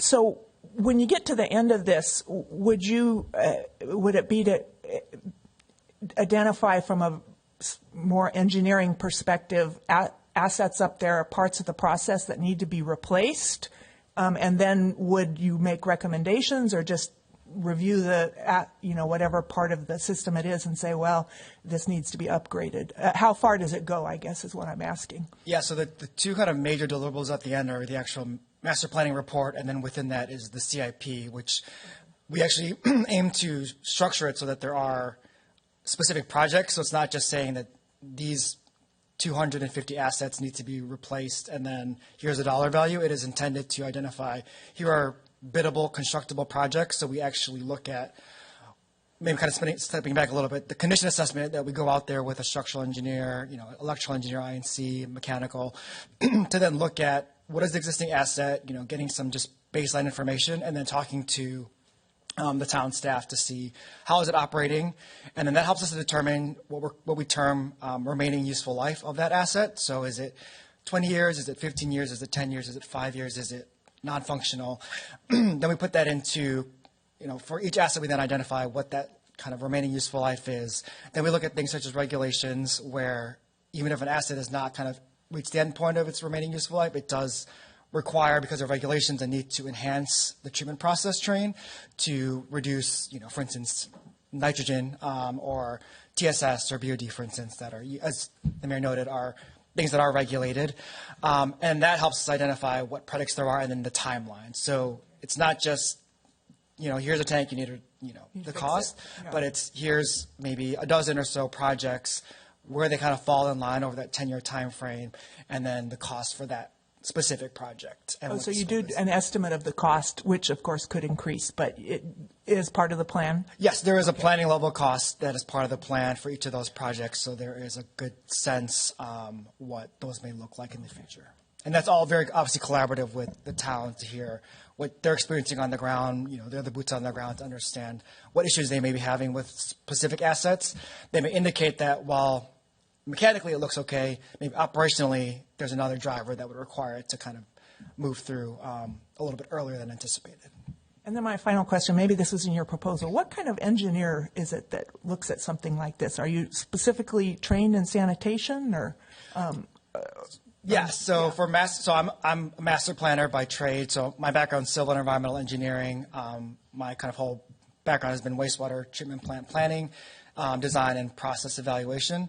So, and that's kind of the team makeup. We do have, again, structural engineers, electrical engineers that come in for that, particularly that condition assessment piece, where you want someone that is skilled at looking at a tank and looking at a vertical crack or horizontal crack and saying, that's a concern or that it's not a concern. That's kind of more age-based. So it is a planning team, and then we do have a cost estimating group as well to help with the cost aspect of it. And then we have like a team that specifically focuses on like the timeline, what makes sense, because obviously from a planning standpoint, we don't want all the costs to be in this one specific year. That doesn't help from a rate standpoint, obviously, and we kind of aim to work with the team to make a fairly flat and predictable year-to-year CIP. Great, thank you. That was helpful. Mm-hmm. Councilmember Knight. Thank you, Mayor. John, I'm kind of curious because I know over the years the town has always made investments in the wastewater treatment and reclamation. I mean, even going back when I was on the council before, fuzzy filters and things like that. I'm curious, has the town ever done a master plan for the facility before? Not that I could find in recent history, so I won't say that we haven't done one, but we have done incremental improvements along the way. Usually, we have a 5-year permitting cycle, so when we get a permit to operate the plant and discharge to the river, it's a 5-year cycle. We're starting that process this year, so it's also timely that we're doing this. And as we go through that process, some incremental improvements get identified, and we're able to implement those in the 5-year span, but we haven't paused and looked at the plant in its entirety and said, hey, let's look at some more modern, efficient, I mean, this even goes down to modern, efficient pumping systems. Is there more, we have solar out there now, is there more solar opportunity? And so this looks at the plant holistically and not just specifically at, oh, we need to install this treatment chain to meet the needs of the next permit. It seems to me to be a wise investment because looking forward, it maybe also helps us with when we look at when future councils have to address rate studies that we're talking about making a facility more efficient, which helps hopefully help benefit the residents. I'm just also curious in terms of curious with the relationship with the Veterans Home. They have a new facility and all that. Will they be a part of the conversation? And it seems to me there's benefits for them too to see that they'll be from the water and waste that they send there. There'll be some benefits for the home as well. Yes, we need to have ongoing conversations. We do have ongoing conversations with them about the water side of things, but we are going to need to focus on the wastewater side of things. A part of our calculation for the shared cost is based on the concentration and volume of water that they send our way that we treat. And if they could do some things on their side that would reduce that concentration or the total suspended solids that they're sending us, it could benefit both parties. So we have a current really good relationship with Jeremy, their second, I'm not sure what his title is, but their deputy administrator who's focused on infrastructure. And so yes, as part of this, we will have to help Carollo understand our relationship with the Vets Home and the way the water comes from their system into ours. It seems like we all benefit from that, so thank you. Vice Mayor McKee. Thank you. Definitely, it sounds like it's time to modernize the systems there. And I was looking for our 2-year budget and the funds 63 that this falls under, and we have about 500,000, or roughly, earmarked for that particular fund, and some of it is like plant equipment replacement program, paint, upgrade the structures and stuff. So will some of this fall in line with what we've already earmarked? Yes. And some of it will be, like painting all of the structures out there aren't necessarily anything that we're going to be looking at, but it also needs to be done just for the general maintenance of the facility. But we do have in the current budget a $400,000 line item specific for this effort. Okay. I didn't see it. I didn't know exactly where I was looking. I went to the Fund 63. Yes. Brad's got it. I knew it here would be there somewhere. You were right there, yes. It was you and my desk. And then, I agree we need to spend money to move us forward into this century. But when we also have the repairs for the recycled water transmission, will this work at all in our efforts to get those repairs made? That repair is separate, but the quality of water and the volume of water that we can produce going forward may be influenced by improvements that are identified by this study. But repairing that water line is key to delivering water to maintaining delivery water to our existing customers. It'll be better quality. The quality is regulated by our permit and the state, but we're hoping that we can do some efficiency improvements to make producing that water to that level of quality easier. Okay, thank you. Councilmember Reeves.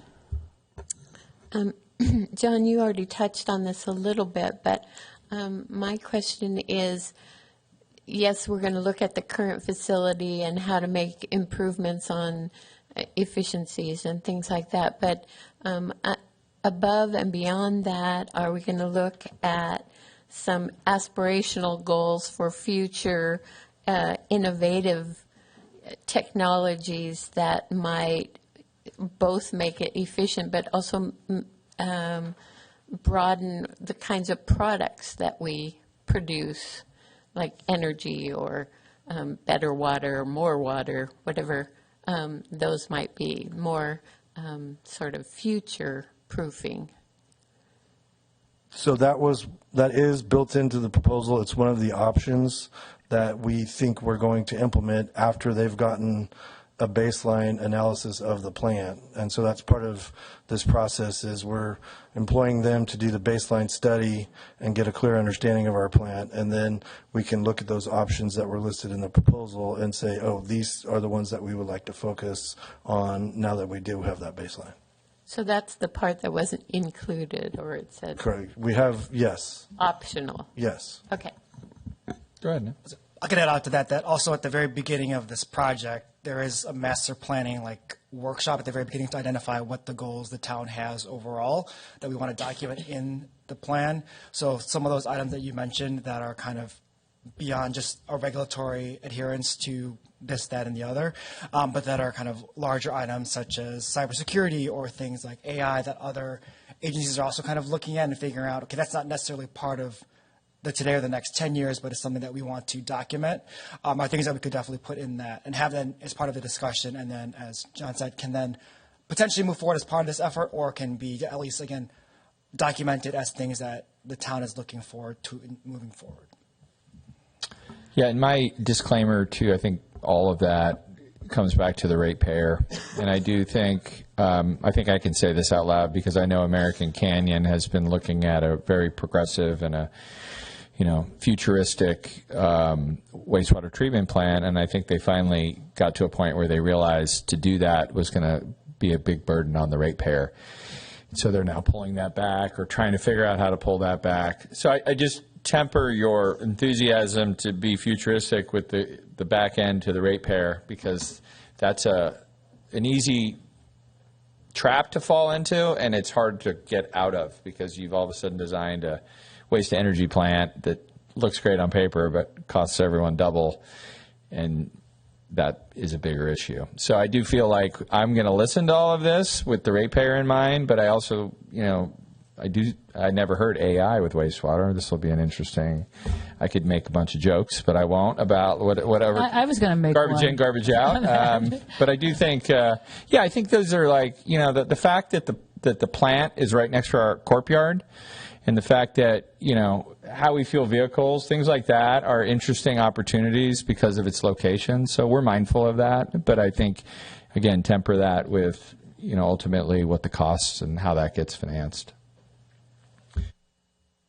So, AI is beyond my comprehension. I can understand a lot of AI, but how it has to do with wastewater it's definitely beyond me. So, anyway, let's take public comment. Any public comment on our wastewater master plan proposal? Seeing none, I am going to thank you very much. Bring it back for council for a possible motion and a second for approval or not. Mayor, I'm happy to make a motion to approve. I move approval of resolution number 25-4348, a resolution authorizing a professional services agreement with Corolla Engineering, Inc. to prepare the wastewater reclamation facility master plan in the amount of $327,167 and authorizing the town manager to execute the agreement up to the budgeted amount along with any subsequent amendments. I'll second. Any further discussion? We have a motion and a second. Seeing none, are we ready to vote? Yes, Hillary? Mayor. All right. That item passes unanimously.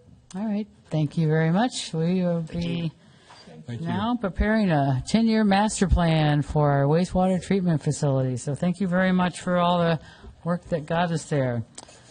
Item E on our administrative list is adopting a resolution for professional service agreement with PlaceWorks for CEQA, another really interesting topic. Yeah, And we have a CEQA expert here, I understand. So with that, Yeah, I want Aaron, to you want to? I'll kick it off and hand it off to Aaron. And yeah, I was saying wastewater to make- CEQA. I mean, the fact that there's still people in the room. Yeah, I know. It's really like how you clear the Well, room. But I think I'm glad to see David Early here. I'm actually gladder or happier to have Aaron Heacock, next to me, because, when we hired him as our new planning and building director, one of the things that stood out was his CEQA expertise. I mean, and I think because of the Commons project, we went to the best, which is David Early, and fortunately, PlaceWorks was already kind of partners with us on the housing element. So there's really a kind of this great Venn diagram, I'll call it, of like collaboration, because in the middle, obviously, what we're trying to maintain is local control.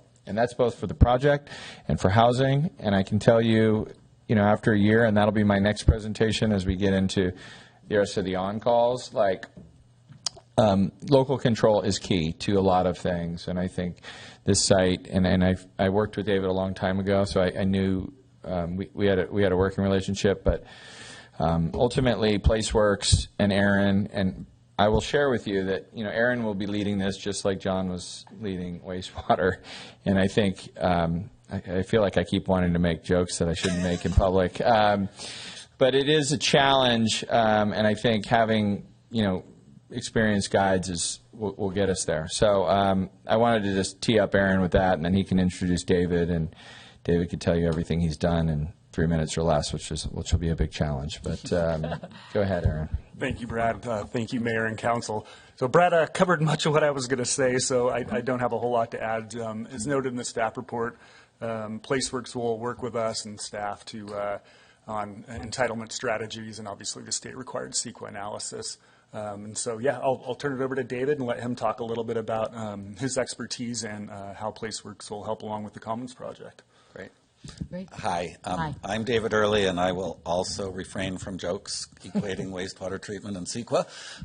But I am with PlaceWorks. We are an environmental planning and overall planning consulting firm located, in this case, in Berkeley. We have offices all over the state. Our headquarters is in Orange County, but I actually founded our Northern California office personally about 30 years ago and merged with a company in Southern California about 15 years ago. I have extensive experience in CEQA and also in the permitting issues and even some of the design issues that are going to be confronting you as you look at the Yountville Commons project. A few projects I've worked on here locally. Some of you are probably familiar with the Napa River Flood Control Project. I did the EIR, EIS that was put together for that project. I think you know that was a very significant effort in terms of both CEQA and NEPA. I worked on the Calistoga General Plan. I've worked on a number of projects in other cities up and down the valley, and have worked all over Northern California on a large number of both planning and CEQA issues.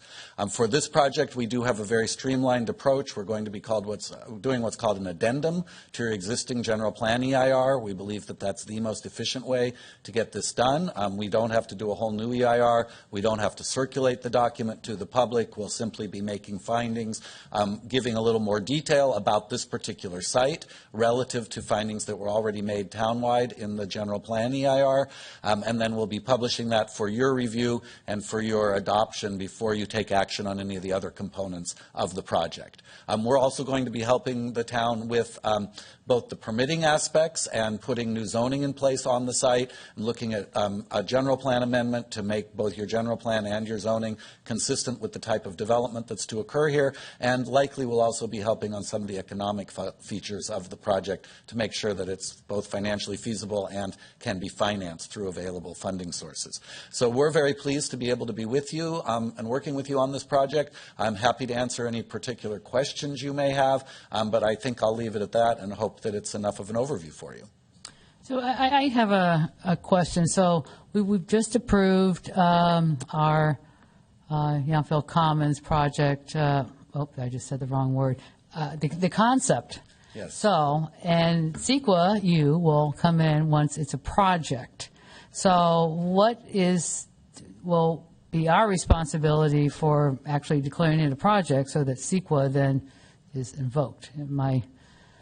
Is Gary, that, do you want to take a stab at that? Or, I mean, I'm happy to sorry, I do didn't my think it was best that hard stab. of a question, Yeah, but legal question. maybe it is. One of the first things I learned I'm is happy always to do it. defer to the attorney. I go to my attorney a lot, too. I agree with that. Yeah, so this addendum to the general plan EIR, once prepared, it will be adopted by this council when you take your first action, first step on the road to this project. Okay. Right? And so exactly what that step is, probably the rezone in the general plan amendment. Okay. There also will likely be a parcel map or even a subdivision to divide the 6.8 acres into smaller plots, so we're not quite there yet on what that exactly looks like. But CEQA requires that you do this at the very first opportunity for your project, so you can't get halfway down the road and then do it. So this is partly why this contract is on your agenda this afternoon, so that this is in place, he can have it in place, and then staff will have it when we are ready to ask you to take that first step for the project. And if I could add, and I'm sure Gary meant to say this, what you did so far did not constitute a project under CEQA because you did not make a commitment to a specific outcome. You approved a concept, and you directed staff to study that concept further. Okay. But you cannot take a binding action of any sort, including the ones Gary just mentioned, until you have approved and certified that CEQA document. Yeah, and just to add on one additional important thing, we were very, I think, what's interesting, we were very clear about a challenging subject, which is what is the project description, right? So this is why we didn't talk about, we talked about maximums, and I think this is the CEQA sort of process is, you know, when we talk about the number of housing units that you will see in a project description, that is a maximum, and obviously you can build up to that. So this was why we talked about ranges, and Brendan's here, and obviously, you know, he's very good at sort of talking in those generalities. But I would say that this is a pretty specific concept, which is what gives us the ability, I think, to move at the pace we are. I mean, Brendan did a great job of, like, you know, we're not going to deviate from the vision, and David will formulate a project description that we will, you know, bounty about, but it will be within line of what the concept is that you approve. So I think the key to a project, to me, is a project description. And I don't think we ever talked about that intentionally, if that makes sense to you. So a lot of things are going to happen before that ever gets written. Right. And then what about the neg deck? Will that be, are we going to do an addendum on that as well, right? Well, and I really don't want to get down in the weeds too Okay, much, but then stop never me. mind, we'll just go on. Okay, I can try and answer that if you like, but Is it short? Or I'll try and keep it very short. A neg deck is a different approach rather than an EIR. Right. In this case, because you already have an EIR, it will be quicker to do an addendum than it would be to do a neg deck. Okay, so that's why we're doing it. All right, so that one, we'll just leave it, and it doesn't have to happen. All right, perfect. That's what I was hoping would be the answer. All right, Councilmember Knight. Thank you, Mayor. Just in, 5 to 10 minutes, what I like, what I've heard is that we are very fortunate to have a great team. I mean, with Mr. Early and Director Heacock and the town manager and the town attorney and his firm, I think we're going to go through this process, make wise decisions, and it's when you hire people that have experience that you save money. And so that's great. And so I'm kind of curious, just over the last 3 or 4 years, you hear on statewide, you know, the governor talking about making CEQA easier or anything like that. And just in a short, maybe just response, has the process changed that'll improve and make the process easier, well done, but easier for us in the next couple of years as we do this? I think there's a couple answers to that question. I think the shortest one is, honestly, I'm not sure 5 years ago that we could have all expected that an addendum might have been successful in this case, and we very much believe it will be now, and that's because so much of the public discourse has changed and people have realized that CEQA has been used to create a roadblock to development instead of to allow for development in a way that we know we need it, particularly to solve our housing crisis. The state has also passed a number of bills that make CEQA more expedient for housing projects.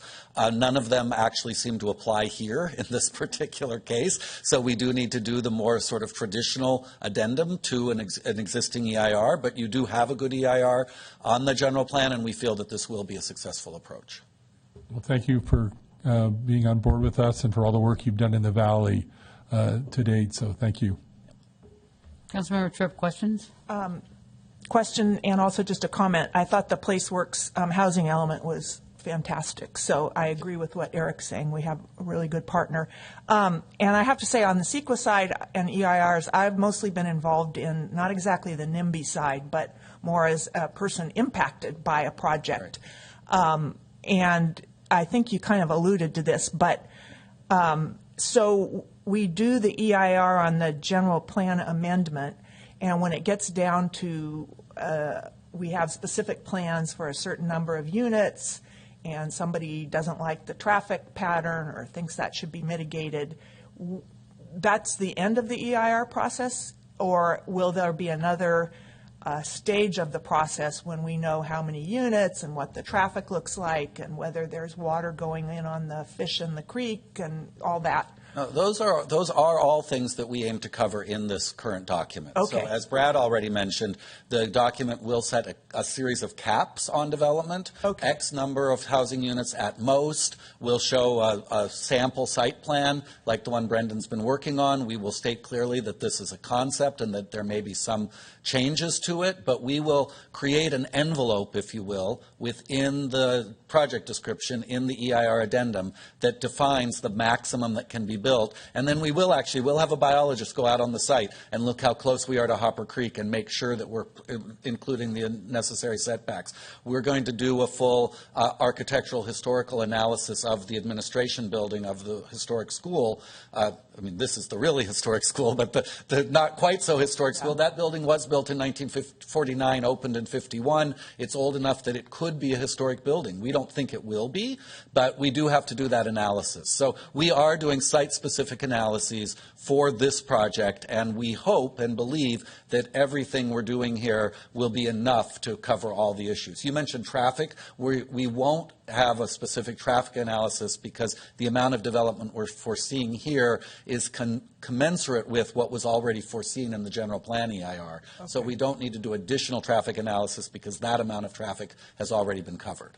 Okay. So basically, this is something that town council can approve once the EIR is developed. Does it go through a public, and maybe Gary is, well, but I'm sure you know too, a public process of comment, or how does that work? One of the points of the addendum, as opposed to a new environmental document or what's called a supplement, is that the addendum does not require public circulation. Okay. You will have a public meeting at which you will certify the document, and people can make comments then.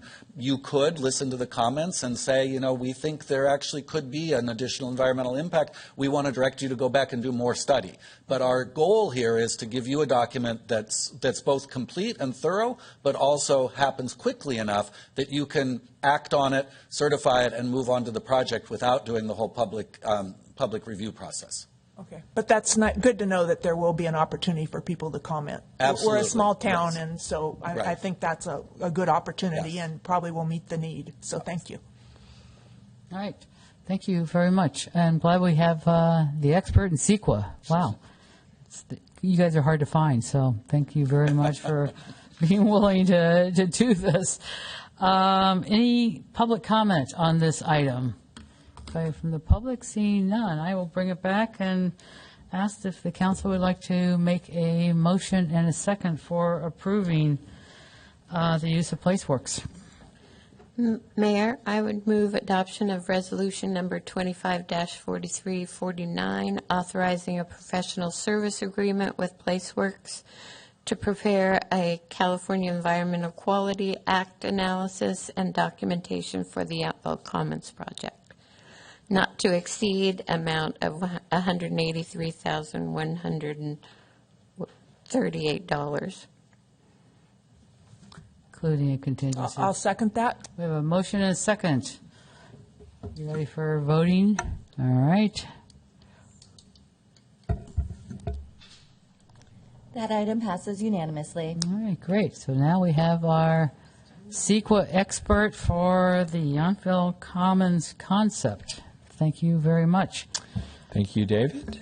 The last administrative item today, it's a long one, so I'm just going to briefly say that we're going to get some background from, and we have some other participants in our audience, I see. Yeah. This is be a resolution authorizing the town manager to execute numerous agreements. I am just going to leave it at that, and Brad, you can fill in the rest. I'm not reading all Thank this. you. Thank you, Mayor. And I also, I have a presentation I prepared, and I felt like it was important to kind of look back before we look forward. But I wanted to have David and CEQA sort of go first, because there's some sort of obviously fundamental things before we can, move forward on more of the details related to the project. But I will tell you, when I got here 2 years ago, I was really surprised that we didn't have kind of what I would call a stable of on-calls. It's very traditional municipal government to have on-call agreements where you, in essence, have the access to people like David. The reason we didn't do an on-call we did have one for housing, by the way, so we did use that similar approach through the housing element. But this was such a specific thing, we wanted to really scope it out because it's, again, sort of one of the early critical path issues.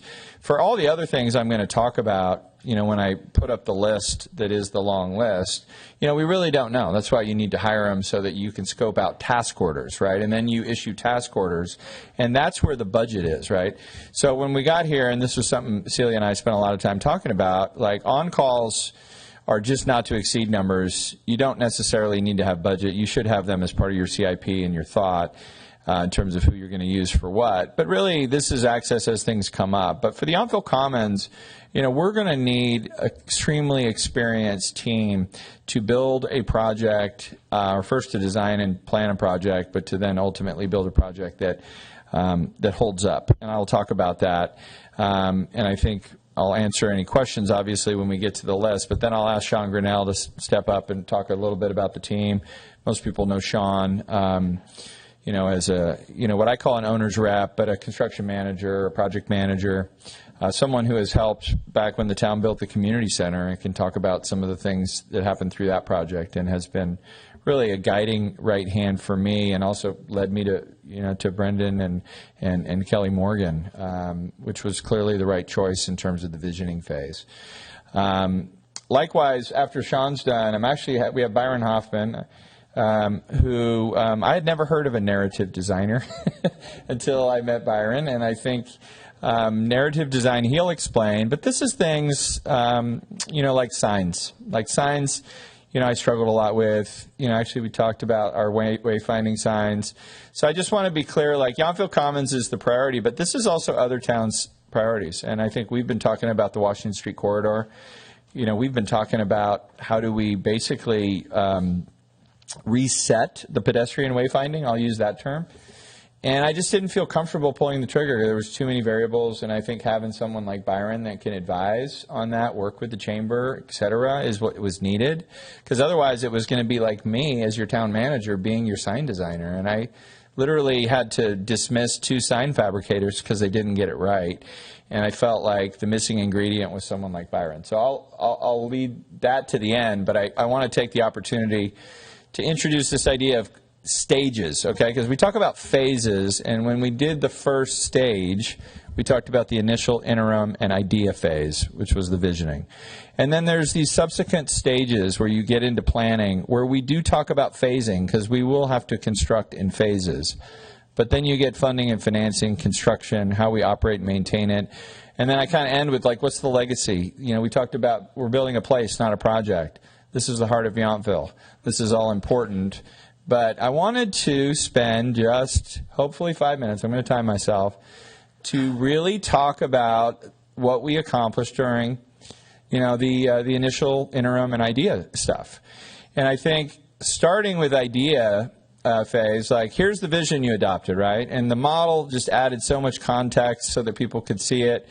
I'm most proud of, like, we hit our timeline. We nailed it all the way to the date of March 4th, where we all sat around and took this picture, right? This wasn't just the council. There's Brendan and Carey, there's Park and Rec, there's, ZDRB. So this was an important moment. But getting there, like, this is what we bought. And I don't know if I can I highlight on this thing? No, I won't do it. But I will point to the buses parked in the back and the dead lawn, okay? And the 4 bungalows, right? You remember bungalows. This is Nice way to call it. This is probably a year and a half ago. And, you know, and I have some before and after stuff. And I wanted to, you know, we had a meeting, obviously, when we were in escrow to talk about the vision.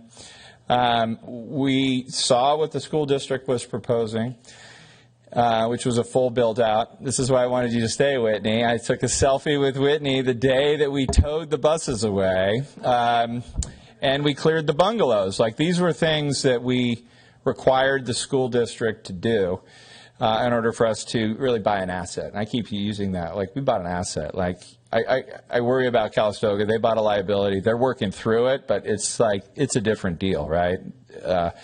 So we quickly went into action, and I think this was right after, you know, John and the crews, you know, in essence, did the slurry seal, I think. Like, we did the parking lot. This was all the initial cleanup stuff. And then, you know, Brendan's Million Cups of Coffee started. Like, this is the listening phase.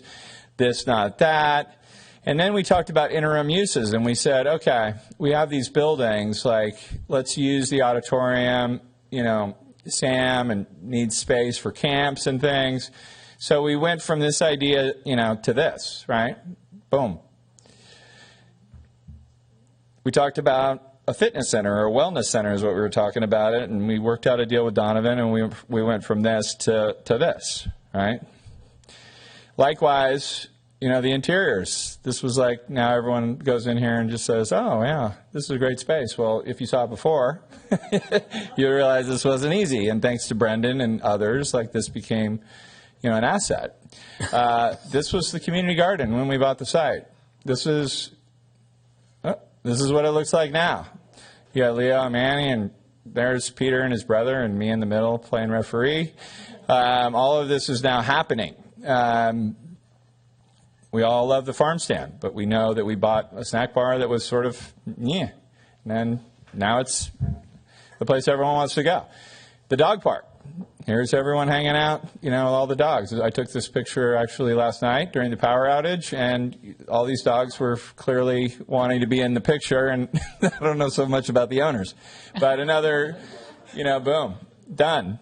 And I think, like, all with heart. Like, that's why I wanted to, like, end with this picture. I mean, you have Camp Wyville. You have, you know, sort of this homage to the school, which is the memory wall, and the heart. You know, and this all requires people. And I will tell you that the next phase is going to be harder. Right? So, okay.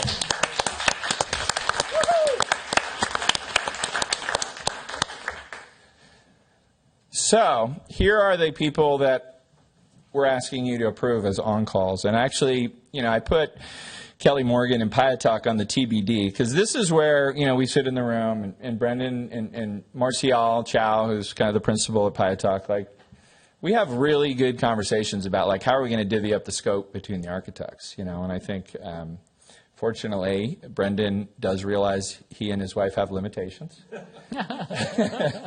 They're incredible, but at the same time, as you get into construction drawings and things that are, you know, we're going to need. And then civil engineering, you know, landscape architecture, mobility, this is transportation, structural, project management, narrative, you know, geotech, urban. There's others, like we're talking about waterproofing, ADA compliance. This is the money that you need to spend now to save money later, right? And I do think, you know, not that we want to talk about it, but Sean had the experience with the community center, you know, like, things needed to be fixed, things needed to be resolved. And I think, I wasn't here, so I don't know exactly the details of it, but I do know that I will, you know, clearly lead this project to a point where, you know, we will not, or we will minimize. There's always risk, but I do think the risk will be minimal because we will have a great team. And I think not only primary but backups, because there's always issues, you know, and in some cases, like, the civil's not working out. So I've never worked with Bennett, but John trusts and respects them. Similarly, I never worked with SMP, which is the architect, but I was really impressed with them through a referral. And we have also Cultivate, which is Amy, who is part of Brennan's Dinners and Conversations. Mobility Transportation, you know, this was two different firms that I've worked with one, John's worked with the other. Let's have them both. We're not going to use them both, just so you know. Sort of there's a primary and a backup. And then you can go through the list. So with that, I wanted to invite Sean to come up and kind of talk about his experience with the town and breaking stuff. And kind of his experience, I guess, with the team. Good afternoon, Mayor and Council. I'm Sean Grinnell with Pound Management. Most of you guys know me already. Yeah, it was a real pleasure working with you through the first interim phase that Brad just walked us through. Real success. We want to continue that momentum going forward. We've got a really good team laid out here, and we really need to bring it through the concept phase. We really need to do these initial studies. We need to kind of unite this team. You know, I'm here to support Brad, here to support John and Aaron, and just the whole team. We've been involved with the town of Yountville. I think personally I've been around since 2007. Probably worked on a dozen projects here in the town, half a dozen with the town. The community center, KS Paplona. I think you were talking about the wastewater before. We did a wastewater Title 22 project back, I think, in 2010. The bike trail, the first segment of the bike trail we worked on here. So yeah, long history. Just really appreciate the opportunity and your consideration of our contract and these, and just excited to be, again, working and trying to help out. Thanks, Sean. Why don't you sit here, and Byron, why don't you come up? And, you know, one thing I'll just, while he's coming up, you know, sing Sean's praises. When we've gotten to know each other in the last couple of years, but we realized pretty recently, I mean, you know, we started getting into the detail recently that we have a power problem, you know, and the power problem is that right out this window, if you see that big cabinet out there, all the power that flows into the school, including Yountville Fit and Schmidt Hall, flows through there, right? So you start thinking about that from a constructability and a sequencing standpoint, and we started to really and we added Napa Electric. They're actually not up here because we realized, you know what, we're going to have to figure out, and this is where the virtual power nodes, which was the 1.5 daughter that you all had on the hard list, I called it, we realized, you know, we have to do this now because, we have to figure out how to put solar on Yountville Fit and Schmidt and create, you know, a power source over there. Otherwise, when we demolish this classroom behind me, we're going to be out of power for 6 months. And you know, these are not the problems you want to discover when you pull the demo permit, right? Because we have a beautiful fitness center that we just opened, and imagine it being closed for 6 months because we didn't think these things through. So that's just an example of why you need good teams, and I truly don't know. We tried to scope it out this morning. And it's great to listen to Brendan and Sean, and if you know Ruben Perez, and John, we're in the room, and I feel like we're having an Italian dinner, fighting over giggle or whatever it is, megawatts, and this all these interesting factors. Do batteries really work? You know, it depends. It depends on go in that room and say that out loud. You know, this is people that care about these things. So I just want to share that because I think this is Sean, and Sean, you know, I like Sean because I say, well, you know, tell me how much time and how much it's going to cost. To me, it's always time, money, budget. And he's always like, I need to study it. I'm like, just give me a ballpark. He's like, I need to study it. And I'm like, okay. I mean, so he finally convinces me he needs time, right? Versus Brendan and I sort of, you know, off the cuff think we know everything. So I do feel like it's key to have the balance that Sean provides. So that's what I want to say. And then obviously I get to meet Byron through the, you know, and I will say out loud that you're Don and Sally Schmidt's grandson. I think most people know that. And I think, you know, when we did the museum and the pop-up and the Jubilee, I'd already read the book, and I preached the book that he produced with his grandmother, but I think the stories of Yountville are just so interesting. So to have someone like Byron that's helpful, not only in seeing the town differently, but, you know, things like signs, because signs, I could go on and on. It's a very hard thing to do in a way, you know, where all 5 of you have a different version of Yountville in your hearts, right? So this is where I'm hoping Byron can weave that all together and also work with the chamber, because this is economic development, all these things that are stories of why people come to Yountville, right? So, Byron. Great. Thank you, everyone, for having me. Just quickly to speak to my grandparents in the book, and first off, thank you so much for Schmidt Hall. It's just an incredible honor, and thank you for all that you do to continue to honor Sally and Dawn. in working on that book, there was a moment where the Yountville stories started to add up and add up and add up, and we had this page count, so I cannot tell you how many Yountville stories we had to leave on the cutting room floor, and like amazing resources, photography, et cetera. So, if we work together on this, it'll be fascinating to dig more into that history. A little bit about just my background beyond, of course, being Sally and Don's grandson.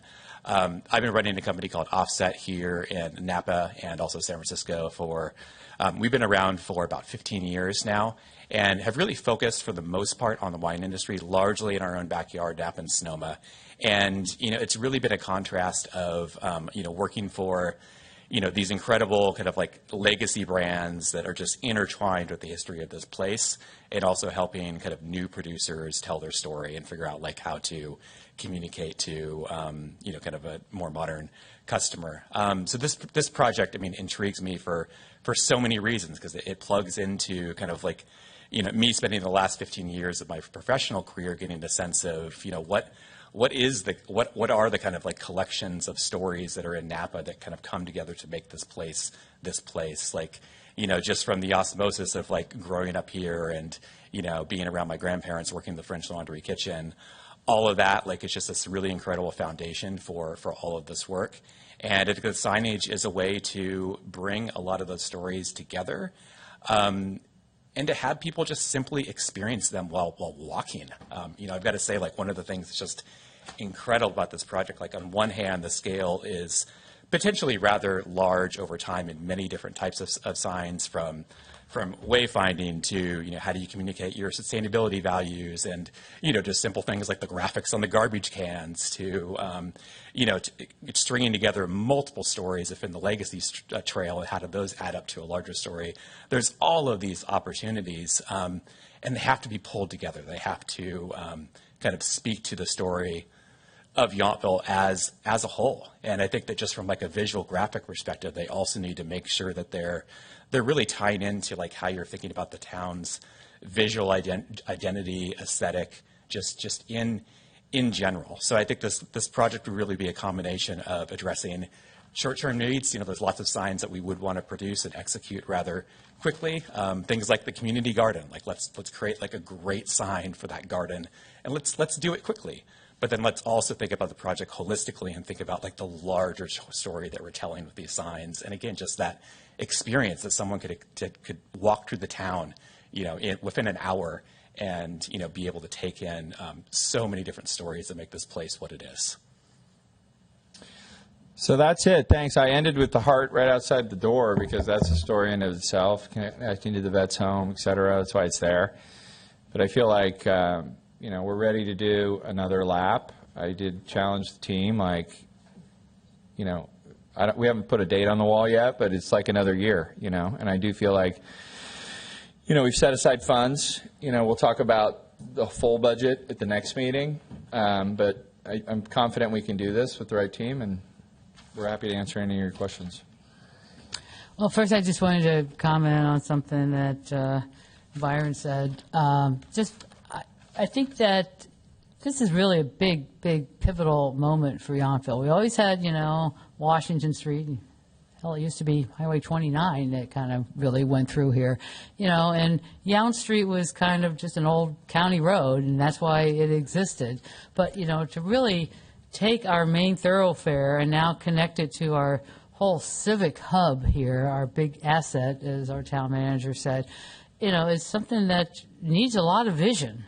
And I think it's incredibly important. So I'm very excited that you're on that and you're thinking about it, because all I know is it needs to happen, and I would never be able to get us there. But I have a lot of confidence that you will. So, and also very happy to see Sean back. I was on the council when we first started building the community center, so went through all the ups and downs with that. So I'm glad you're getting your toe back in the water one more time with a big project here. So all very exciting. I think it's great teams. This is how things are going to get done. So I hope everybody can realize that each of you are going to bring a very specific expertise, which is going to create the whole. And that's what great teams do. And they do them much better than any individual really contributes. It's it's really amazing when you kind of see it really work well. So thanks for that. So any Councilmember Tripp question? Yes, and yes, I do. So we have a group of contracts. I did a quick thing. I think well over, not well over, but over $2 million in aggregate. And so what I'm trying to think through is, will we be seeing the specifics of these contracts again, as in there is a general, on neither of the PSAs could I find a real description of the services or the fees, but then there is a broader description attached to the resolution. But will we be seeing any of these contracts again? Because we're not quite at the contract stage, right? Well, but there's a contract that says scope of services, or it tells you something about what the people are going to be doing, right, usually? What they charge per hour, just stuff like Thank you for that. the shared microphone. No, you're fine. That one takes a little while to turn on. So the way that these on-call agreements are written, and so in the agenda you'll find one version of the design professional agreement and then one version of the consultant services agreement. The town uses 4 different form agreements and actually a 5th agreement that's only used by the Public Works Department. We update these agreements every year and go through a back and forth and training often with staff. So the 2 that you see here are, one is the design professional, one is the consultant services. It's based on the version that we update every year and most recently updated. The difference between this contract and the version that the town uses for other contracting work is that it includes provisions for work orders. And if you look at the version of the agreement that's in the agenda, section 3.2 talks about work orders, and the approved fee schedule in 3.5 and the maximum amount in 3.6 also talks about work orders. So the process that will happen, assuming you all approve these agreements this afternoon, is that the maximum amount that's in your agenda will be put into this agreement that's here in the agenda. That'll then be signed by the parties. There will be a fee schedule attached to that. Is that in there anywhere here? Because I sometimes have a hard time finding stuff. Is there a fee schedule on any of these agreements? Yes. Okay. Which one is that? I'm sorry. They're blank. I mean, I know that there's a space, but is there a? Well, I do have one more piece of input though, as we get to this point. So the agreement will have that information added into it. It'll be signed by the parties. I know it will. Asking, will we see it again when it has all the pieces complete? You will not. Okay. The plan is not to have it come back. So, but I do have something else to add on the process. Okay. So before you all consider, and then happy to answer other questions.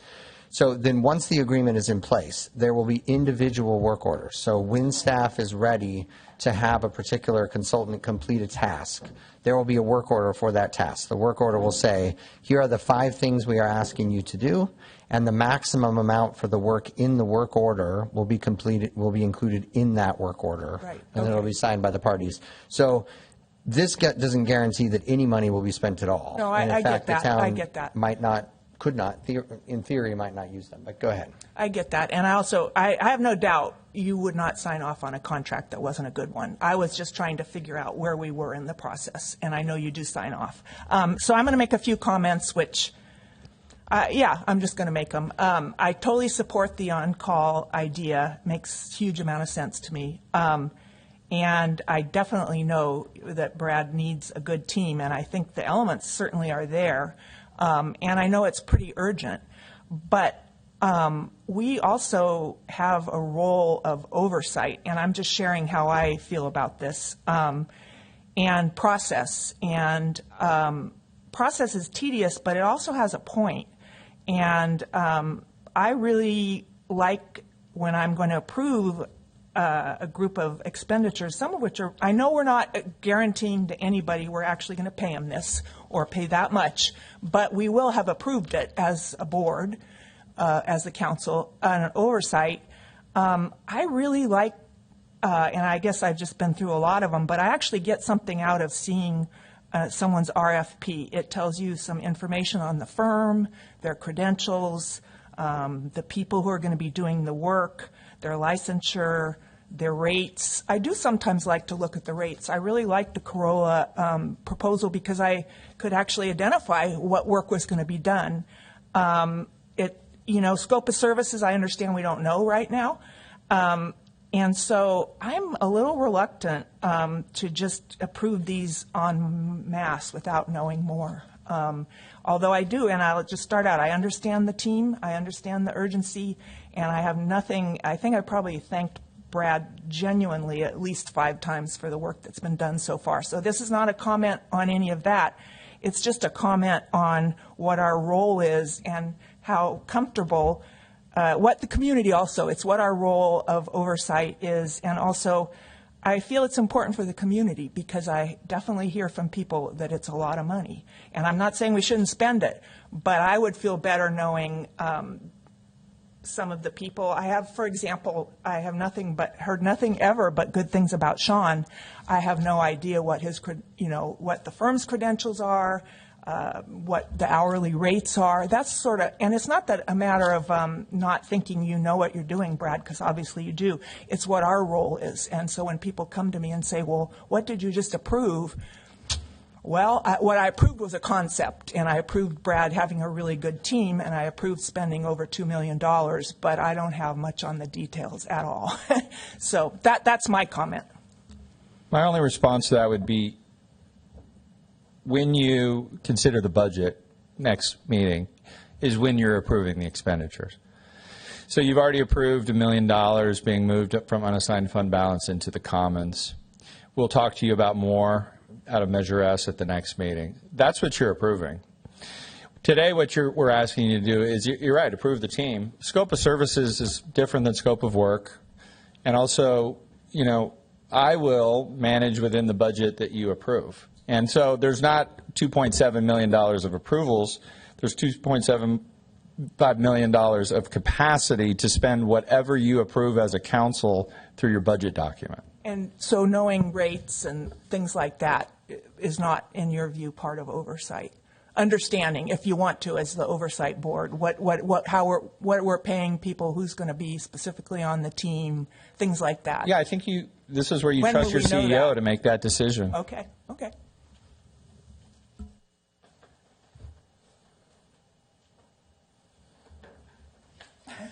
Councilmember Knight. Shut everybody up.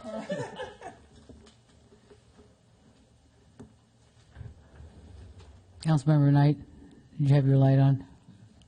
Thank you, Mayor. Okay. So just to, for an understanding, what we're approving today is an agreement that eventually leads to where there is dollar amounts there, which you've already reported and showed on the board here, that are dollar amounts for couple civil firms and all that. So it's putting together an agreement with potential work orders with no necessarily expectation that all those dollars, set aside for each of those firms would be spent. That's right. So we're talking about agreement. We're talking about something that eventually would bring work orders based on what we budgeted in the budget system and budgeting. So I just want, I think, in terms of the community, I want to understand, and I know the community wants to understand just how this agreement leads to the work orders, and that is really about building a team where you're putting dollars in there that we talk about during a budget time, that is really just to provide flexibility for the project as you move forward, and not an expectation that we spend $2.75 million. Can we just go through that one more time? That's correct. Again, that's correct, because next meeting you will see and consider a budget. That budget will talk about when we talk about Fund 50, we're talking about capital projects. There's already $1 million in the Commons Fund. When we started out, remember, we had the purchase price plus $1.5 million. And in essence, that was to do all the interim uses plus the visioning. We added $500,000. I think we spent $2 million to do everything that you saw today in terms of what was created. So it's similar, but what's different now is now we have to really design the project, and we have to go through schematic drawings, design development drawings, construction drawings. There's a lot of give and take in that process. And I have asked Gary, I think in June you'll consider, how we define design build, because this is a key question in the process. What time do we go out to bid for a general contractor that can give us a guaranteed price? All of these things are woven into an extremely complicated timeline that requires all of these team members to give and take on the scope.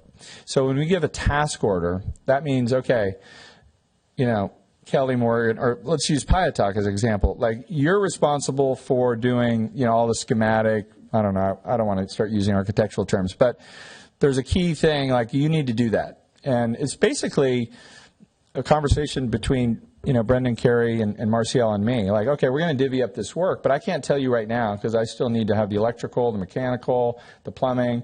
We need to talk about rough grading of the site. All of that will be, in essence, a process that we are going to work through, and I've told the community I will provide quarterly updates to the community, but these are very technical issues, so it's beyond visioning. It's really getting into, how do we build an efficient and a really reliable structure that provides what you've already set forth in the vision. And I just go back to when you budget, which will be at your next meeting, you are authorizing me to spend that money, with all of these people, and it's impossible to literally scope that out, and come back for discretionary approvals every time you have a new task order. I mean, imagine trying to do this where you're going to build your house, and I got to go back to the bank and ask them to approve the fence, and then I got to go back, all these questions that come into how we're going to do stuff in a cost-effective manner require this flexibility. And I do think the budgeting, if the community is asking, wow, $2.75 million, you say, no, what we're approving is what you talk about at the next meeting. And I think that's really the meeting where you can get into the comfort level you all have in terms of spending the money that's available. But I also want to remind everyone that we spent a lot of time talking about our reserve policy. We combined buckets. We did a whole thing so that we did have guardrails in terms of spending. And so nothing that I will ever bring forward to you will sort of cross over that guardrail. And that's, to me, the issue. And I do think we can talk about revenue projections, we can talk about spending, all of that's part of the budget discussion. But that's really where that is. This is just giving us the team and the flexibility to do a repeat of what we just did, but in a much, much more complicated way. So I can, through my quarterly updates, explain this to the public, because I do know and I empathize with the questions, because as you know, I get the same questions. I mean, obviously I'm a resident. I walk around the town and hear the same stuff, and I'm confident, again, with this team that we're going to deliver without crossing any guardrail that you've established as a council. And I think that's what's the key to sort of this concern that somehow we're, I don't know, driving too fast maybe. I think this is why everyone likes what we did, because we've delivered results. So I think we'll continue to do that, and I hope that continues to have the confidence of the community support you. Mayor, just to continue, we've talked about, and we talked about this maybe the other day, is that why I'm very confident about the process is that we've gone through a visioning plan. Now we're moving into what Brad, the town manager, describes as schematics, concepts, and then you're eventually moving through design documents to construction documents. But what I feel like what we're doing here is we're making a commitment to a process that really adds value to the property. And I've been there where all of a sudden you're working with someone and you're jumping to design documents and even construction documents before you really laid out your concepts and schematics, and as you talked about going from one line to two lines in terms of a building, that you can really lose value quickly if you don't plan well and do concepts and design documents in a manner that adds value to the property. Even if you don't get to a project in a few years, you're adding value to the property. And we just came back from a leadership the Cal Cities meeting in Sacramento, talking about where the state is and the pressures on cities and on losing local control, and where if you're in a position where a project developer came to the town and had bought this property, we would not have. We were heading to a time where we had little or no control about what would have occurred on this property, with a density that this community would not recognize. So we've come to a process where we're really visioning for the property and the design, and we're moving into a process where I think we're wisely adding value and community to a very key parcel in town. So I'm comfortable, but I also look forward to, as we talk about budgeting and all that, we actually talk about the dollars that we're committing, as we've done over the years through worrying about our budgets and our reserves, and really setting some hard lines about protecting our reserves and what we have for future investment in the community. So I'm comfortable where we're headed today. I'll just throw in my opinion. I agree with that too. I think the challenge that maybe some of us might struggle with is how unique this really is to Yountville. It's actually very, very different than, and Sean knows too, from building the community center. That's I look at that as more like, okay, this is what I want. It's kind of like building a house, and then there's all the pieces that kind of go into that, and then it's all up. This is really, I'm going to use that word, project. This is a big project with a lot of different moving parts that have to kind of go into it. So it's quite different than what most people even really have an understanding of. And I've been involved in, when I was in my real job, what I used to have, and as a consultant, and people would come to me and they would want what my expertise was, and we would scope out the employment agreements, like you can't do this, you can't do that, and this is what you're going to do, and it's very broad. And it was only after that was all approved that we would actually then, it's like, okay, so now this is what we want to do. So that's a separate agreement that would get, like, the scope of work really kind of attached to that. And there was always that unknown piece too, and that's where you'd put down, well, here's my hourly rate for anything that's not in this scope, for small things. If something was really big, you would go and change that scope. And so all that would get filtered into the big project, and there'd be many people like me, as well as, the full-time staff. And then the whole project team would, have a scope of an idea of what we're going to get. And then you'd start developing those individual work plans as we go, which are going to be like our budgets. So it's really, I think that's probably a bit what we're struggling with, is if you're not familiar with this, really kind of understanding all these pieces and maybe how they work. But I think Brad did a good job. I certainly understand how that's going to really kind of come about. So I think what you might be thinking you're looking for, you will see that. It's just will be coming. After we approve it, we'll see it. But this is, no, you will. It'll all be part of that whole process. It is a whole process of how it's going to happen. So this is really just getting those, the major pieces, which happen to be people and company, together. Because if you don't do that, then if you've got a couple important missing pieces, then it's never going to move forward. We might be even adding some pieces later. It's like, oh, what about this? It's like, and that might kind of, add into this, which is not really knowable now, but it could happen. So that's what this is really, just kind of laying out that the matrix framework in a way. So I don't know if that's helpful to anybody, but that's how I kind of view it. Councilmember Reeves. I think I have to just to say that we did know that we were going to spend kind of big money on the prep documents to make this move forward. This is not a surprising amount of money that we're talking about as a maximum. And also, I think we only really have to go on what we've seen in the recent past. And I think Brad did a good job of the before and after. These are all things that he assigned to people that he trusted to do the work for us. And I think that the sort of demonstration of good judgment when it comes to employment agreements and working arrangements, I think that is a demonstrated fact.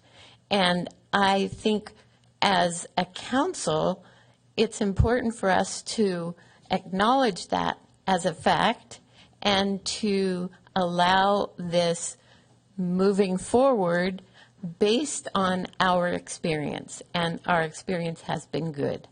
So I feel like my trust, that foundational component, is there for this resolution to exercise the kind of prudent and also innovative style that we have been saying, wow. So I would like to keep saying, wow. So I am very in favor of this idea of having these on-call group of people who will support the vision that we have all adopted. So that's my 2 cents. Councilmember Knight? Mayor, I just wanted to say thank you, that I understand what Councilmember Tripp has said, and I think we're fortunate to have a council that is very careful and concerned about our budgets and what we spend. And I know that moving forward, what we're really trying to do is to create a project that wows the community and that is innovative.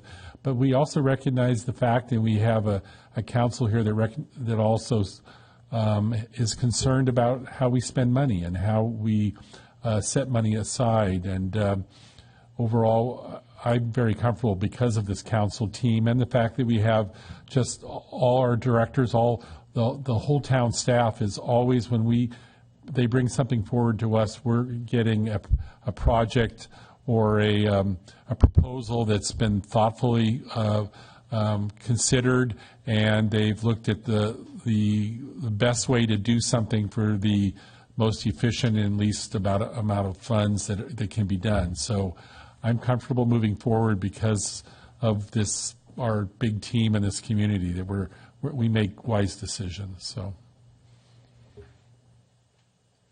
Comments, Vice Mayor? I didn't want to put you on the spot, but you're on the spot. I know I'm the last one to go here, maybe the last one.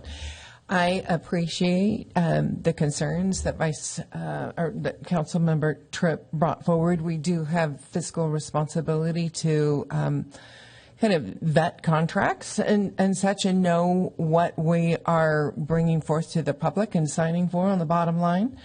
But at the same time, Town Manager Ralston did say clearly that the next steps, after we took a deep breath and voted together to purchase the property, and then we spent a year getting information, and we took that deep breath again and voted to collectively on a vision that was crafted specifically for the property and for Yountville, that we're at that juncture where here we are again going to need to operate on a little bit of faith, and as Pam said, the proof has been in the pudding up to now. So there is risk involved, but we know that we have a good team that is going to go to bat for us to make sure that anything unforeseen is mitigated, not cutting power to businesses that are up and running and need it. So we're at that juncture where the hard work begins, and we will look at the budget approvals. So I feel like we're at that place where I'm going to be taking a deep breath and moving forward in confidence with the team that's been assembled. All right, so I guess my kind of to wrap up, I appreciate everybody's really having, a lot of good questions, a lot of good thoughtful comments. I think that this is, maybe probably the more critical stage of the three of this project. Once you get this right, in a way, there's just going to be a lot of other workmen out there digging lots of holes and a lot of stuff going up, and it will actually build itself. But this is the hard part. And it's really, I think, just having the right team together and being able to pivot. And that's what, our team manager along with our town manager are going to be ultimately responsible for. It's just like, hey, when some stuff starts going south, making a left turn that's when the hard stuff kind of comes. But, having the momentum of this really exciting team right now, too, is something that I'd like to really build on and move forward. And this is an important piece of that. So I trust Yountville's going to get this right. So thanks for bringing this to us to kind of get us to where we are. So I'm in full support of it and very, very excited that you guys want to help us along this very, very fun journey. So, Vice Mayor. I have one more thing to add is the visioning and the story behind it. That was a curveball that I was not expecting, but I think it is the concept that will wrap it all and wrap Yountville with the branding and the message. I mean, we know we've got a special place, but bringing it all together, especially as we've approved this new marketing position, as we have a new person at the helm at the chamber, these next steps as we tell our story is going to just give us a cut above. And so that was a very cool thing to hear that and visionary too. So kudos to Brad for having that conversation and you for stepping forward to help us get this really special message that is Yountville out to the public. Okay, public comment. Oh, staff comment. I didn't know we had staff comment. Let's have some staff comment. Sorry, Madam Mayor. Thank you for the opportunity. Just a process point I wanted to make that might help reassure some of the conversation that we're having. I prepared the staff report for this. Each of those companies that you see up there has presented a scope of services, a statement of qualifications, and a rate sheet. But we made a choice as we were doing the staff report to not populate each of the contracts for each of these and included in the staff report because it would have been upwards of 400 pages of information. Thank you. And so rather than have an unwieldy staff report with that big of an attachment, we summarized each of their scope of services in the resolution, in attachment A of the resolution that you're considering.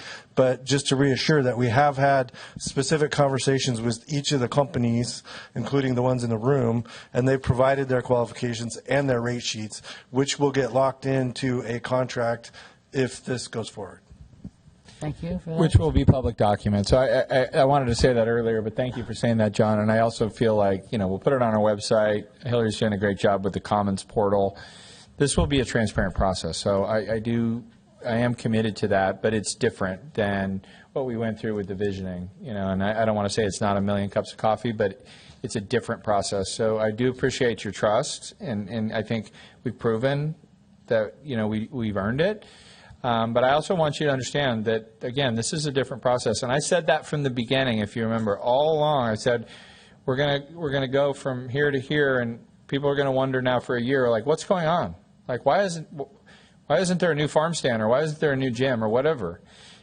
Because we have to do all the work to build the next phase. And I feel like I've been consistent. I know I've said that a lot, and I just appreciate I appreciate hearing all the concerns because I share them, just so you know. And I do think, I will clearly lead this project, with your concerns in mind.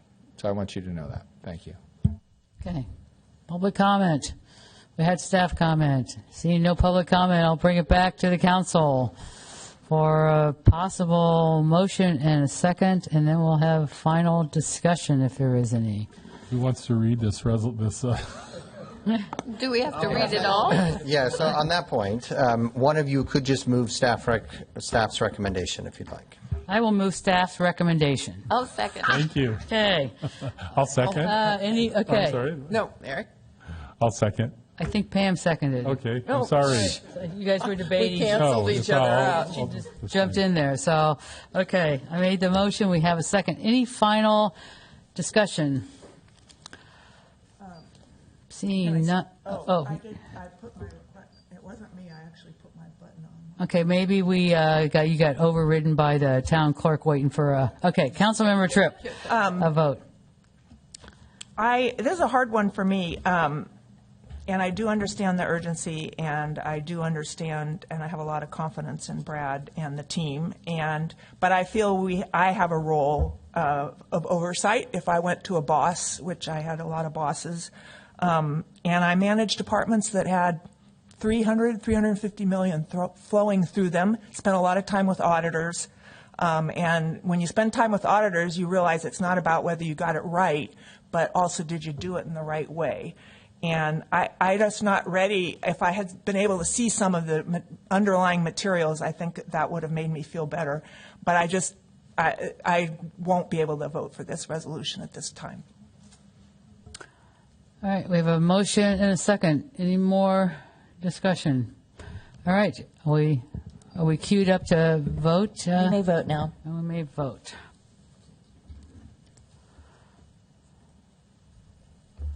And that passes 4-1. All right, thank you. So that passed 4-1. So what we have just completed is adopting a resolution authorizing our town manager to execute agreements for on-call professional designers. And thank you very much, everybody involved, and congratulations for getting us over this hump. All right. Item 12, staff presentation and informational reports. I've clearly said enough, but I'll look at the department head. Everyone's pointing fingers. Okay, here we go.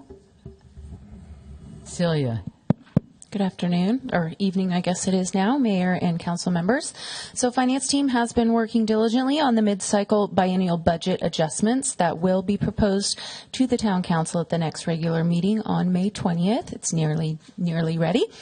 We also provided data to Wildan Financial Services, who we've partnered with to develop the cost allocation methodology for supporting the town's repair and replacement funds in a more consistent manner going forward. We collaborated with the Clerks and Communications Department to create a notice that was sent to utility customers, encouraging them to update their contact information if needed so that we can reach them quickly, especially in an emergency situation. So we hope to see some responses to that outreach effort, and we think it's important to continue those efforts. We will also be partnering with the IT administrator to implement further automation of some of our routine finance tasks using our Laserfish software, so that's exciting. And lastly, the interim audit for the current fiscal year 24-25, was conducted in April and went very smoothly with no initial findings. Congratulations. Me again, Public Works Director. Just want to warn everybody that town crews are going to be working in Washington Street at the intersection of Weber as part of the exploratory work for the Washington Street Weber project. So there will be, Washington Street will be closed tomorrow morning with a detour at Humboldt and Starkey. We're doing what's called potholing, where we're digging for the existing utilities so we know where they are, so when we do our project we don't inadvertently run into them. But we have, the communications office has issued information to the public, and it will be well signed. The staging will start at 7 a.m. The noisy work will start at 9, and we hope to be done by noon or 1 o'clock. All right.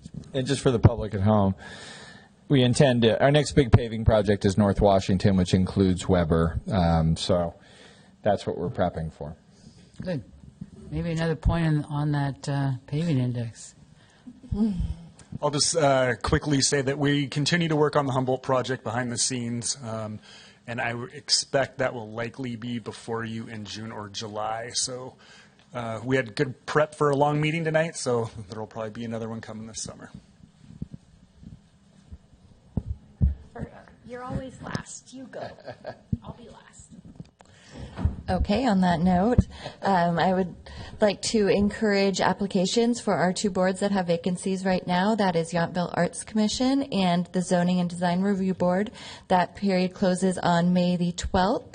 I would also like to take this opportunity to encourage the community to sign up for our newsletter, the Yountville Connection. You can do so by visiting our website, and also with the wildfire awareness proclamation to sign up for Alert Napa County. If you haven't already done that either, you can visit our website to do both. And that's it. Thank you. All right. Briefly, thanks for mentioning it earlier, Margie. We had a really successful townwide yard sale with over 45 sales on Saturday, and it was very busy in town. This Saturday is the townwide cleanup, sponsored by the town and provided by Upper Valley Disposal Services. So that is for existing Upper Valley disposal customers only. Everybody should have got a postcard with all the rules about what you can and can't put out. But if there are questions, they can give us a call at the community center. And then Saturday the 17th, May 17th, is Art Sip and Stroll. And so this year we have 75 artists, 20 wineries, music acts, food trucks. It should be a terrific day. The weather's looking really fantastic. And then, of course, we're just working on gearing up towards all of our summer programs. Thank you. Great. We like those staff updates. You guys are busy with all the other stuff, too. Town Manager, do you have anything to say? No, I assume during the external reports you're going to talk about the county climate action work, so I just know Aaron was there. I didn't expect you to say anything, but I do know that there was so I'll leave it to the council members that were there to report out on that. The one thing I did, I was trying to remember, I wanted to add something, and now it's and it was in Celia's world, but obviously we're getting full steam ahead on the budget, and I feel like that's going to be the focus on getting that through this week, so that next week we can post it and we have that meeting.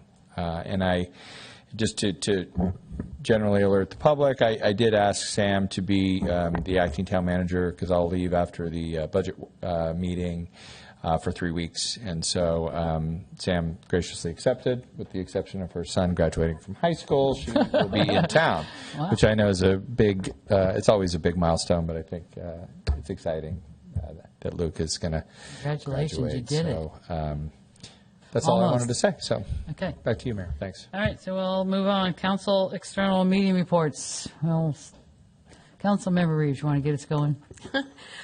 Yes, I will report out on the Climate Action Committee at the county level.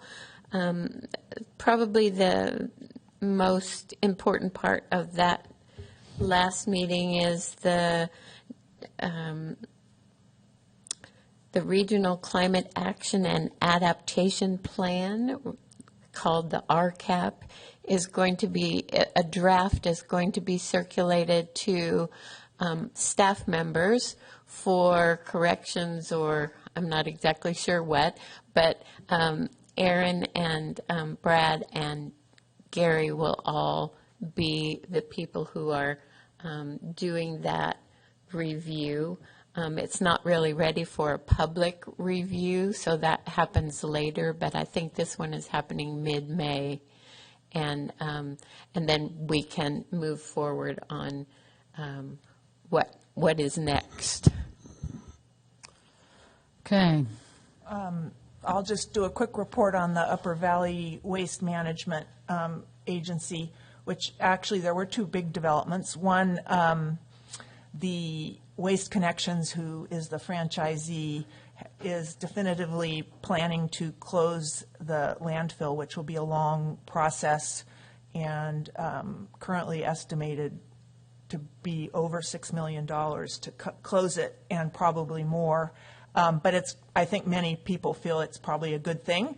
And then the second large good news is Waste Connections did notify us the agency through the manager, Mr. Letter, at the county, that the Department of Justice has officially closed their investigation of the Waste Connections operation here in Upper Valley. So that's also good news. It appears they won't be taking any other action. So those were two big issues that, and yeah, so that's it. All right.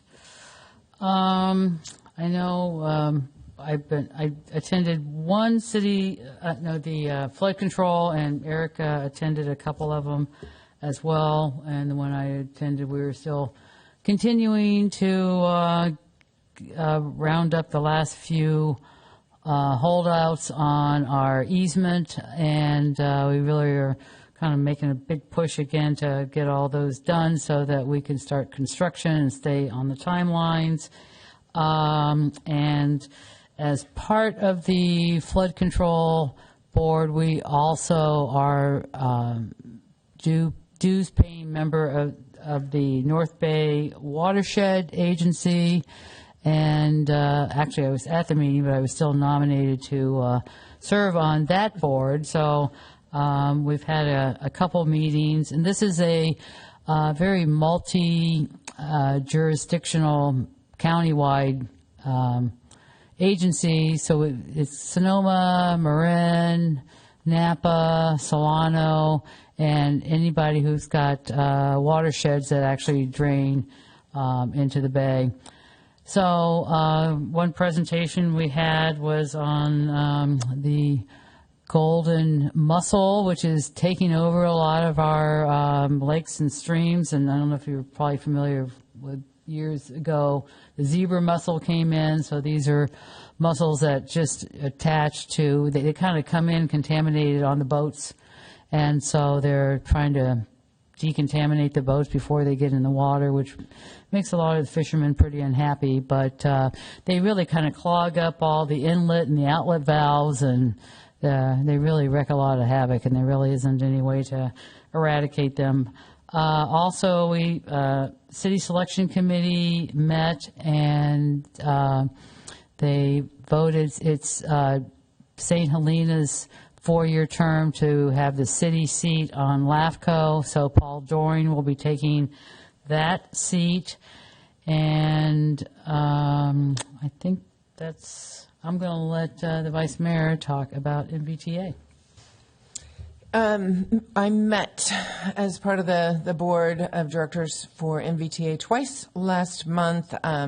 One, we did final interviews for the new executive director. No announcement's been made, but I think unanimously we selected a candidate, and that offer has been accepted. So stay tuned. And then Aaron was present. You probably would give a better recap regarding some of the NVA transportation. But they kind of went over the last time that they had a plan. Their focus was on innovation and technology, and they delivered upon Soskull Junction, Napa Valley Vine Trail for the portion that they were overseeing, and the Vine Transit Maintenance Center.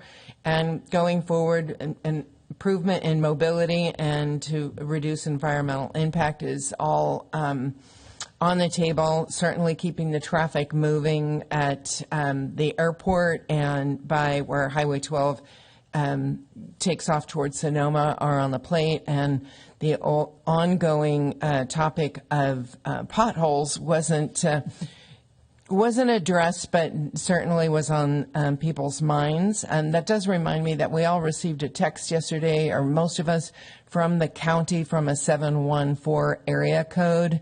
That was a survey, and it is the public's opportunity to weigh in about road conditions and things on their minds, but it looked suspicious because it was from 714, and I verified that with Ann Cottrell and Liz Alessio. So the county put out another message saying, yes, it was us, so please weigh in. So it's our opportunity.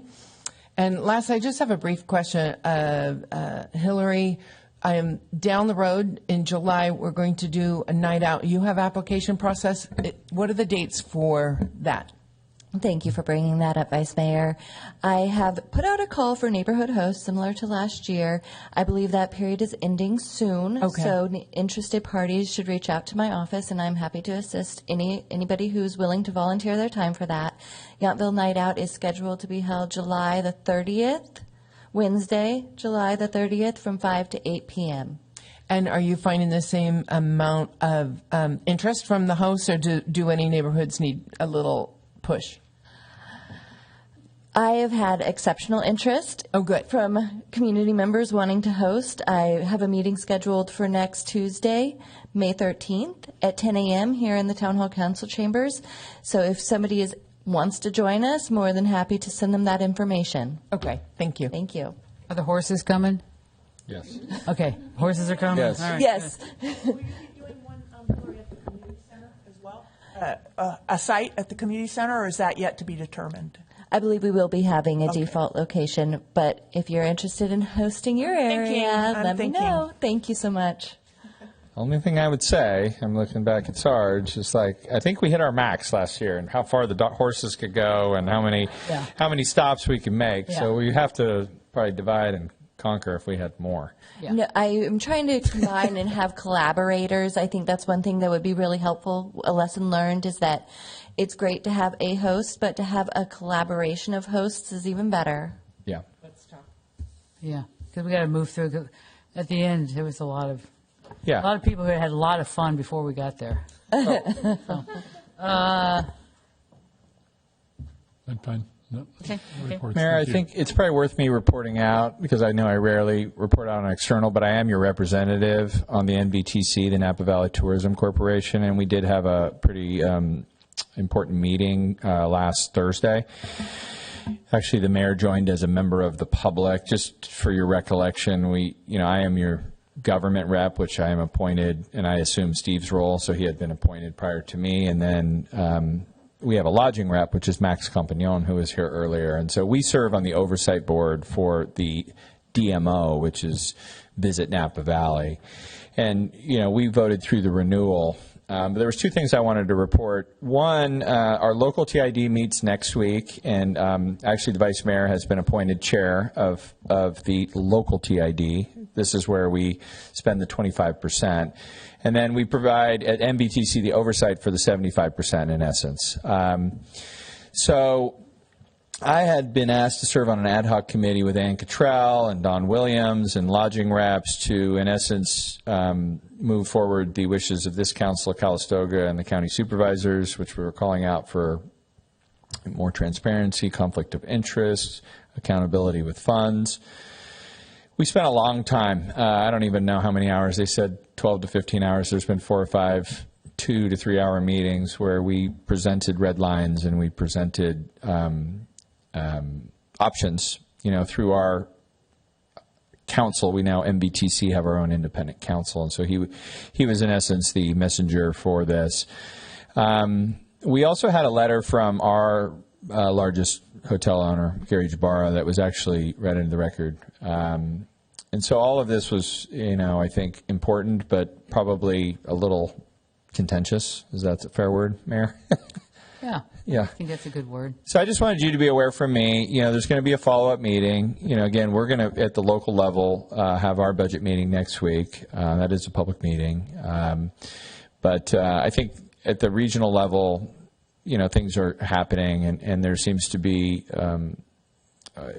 pressure because of the contract, which is what I refer to as the vendor contract. So this is where NVTC, the oversight board, contracts with Visit Napa Valley to do this work. And I thought Ann Cottrell made a really important point, which is that we can extend that deadline. So we don't have this June 30, gun to our head. Like, we can spend a few more months getting this right without a disruption of funds to Visit Napa Valley.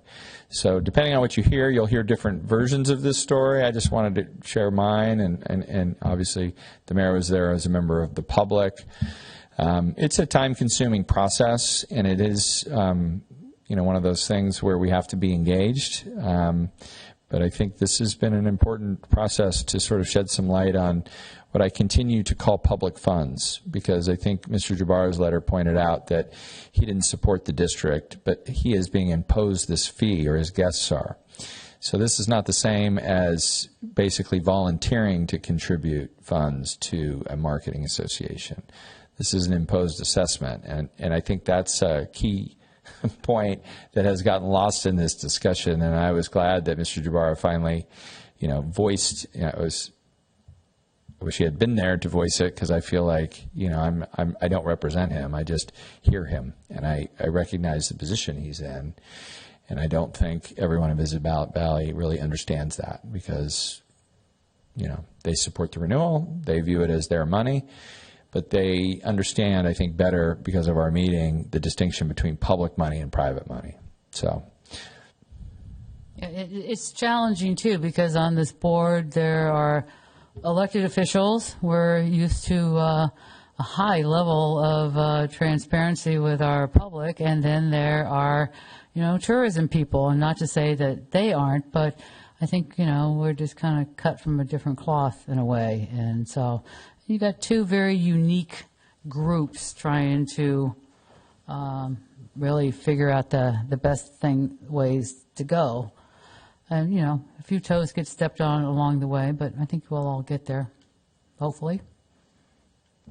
So with that, I am going to ask for a motion so we can adjourn to our next regular council meeting on Tuesday, May the 20th at 3 o'clock. We don't expect an early start at this time. All right. Can I get a motion in a second? I'll move to adjourn. I'll second. Oh. All in favor, say aye. Aye. Any opposed, any abstain, nothing. That passes unanimously. We are out the door at 6:20. 4 hours and 20 minutes. All right, thanks, everybody.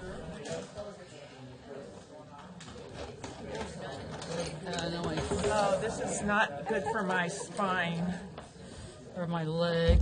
Or yeah, your head. Yeah, exactly. All of us, yeah. Name a body part.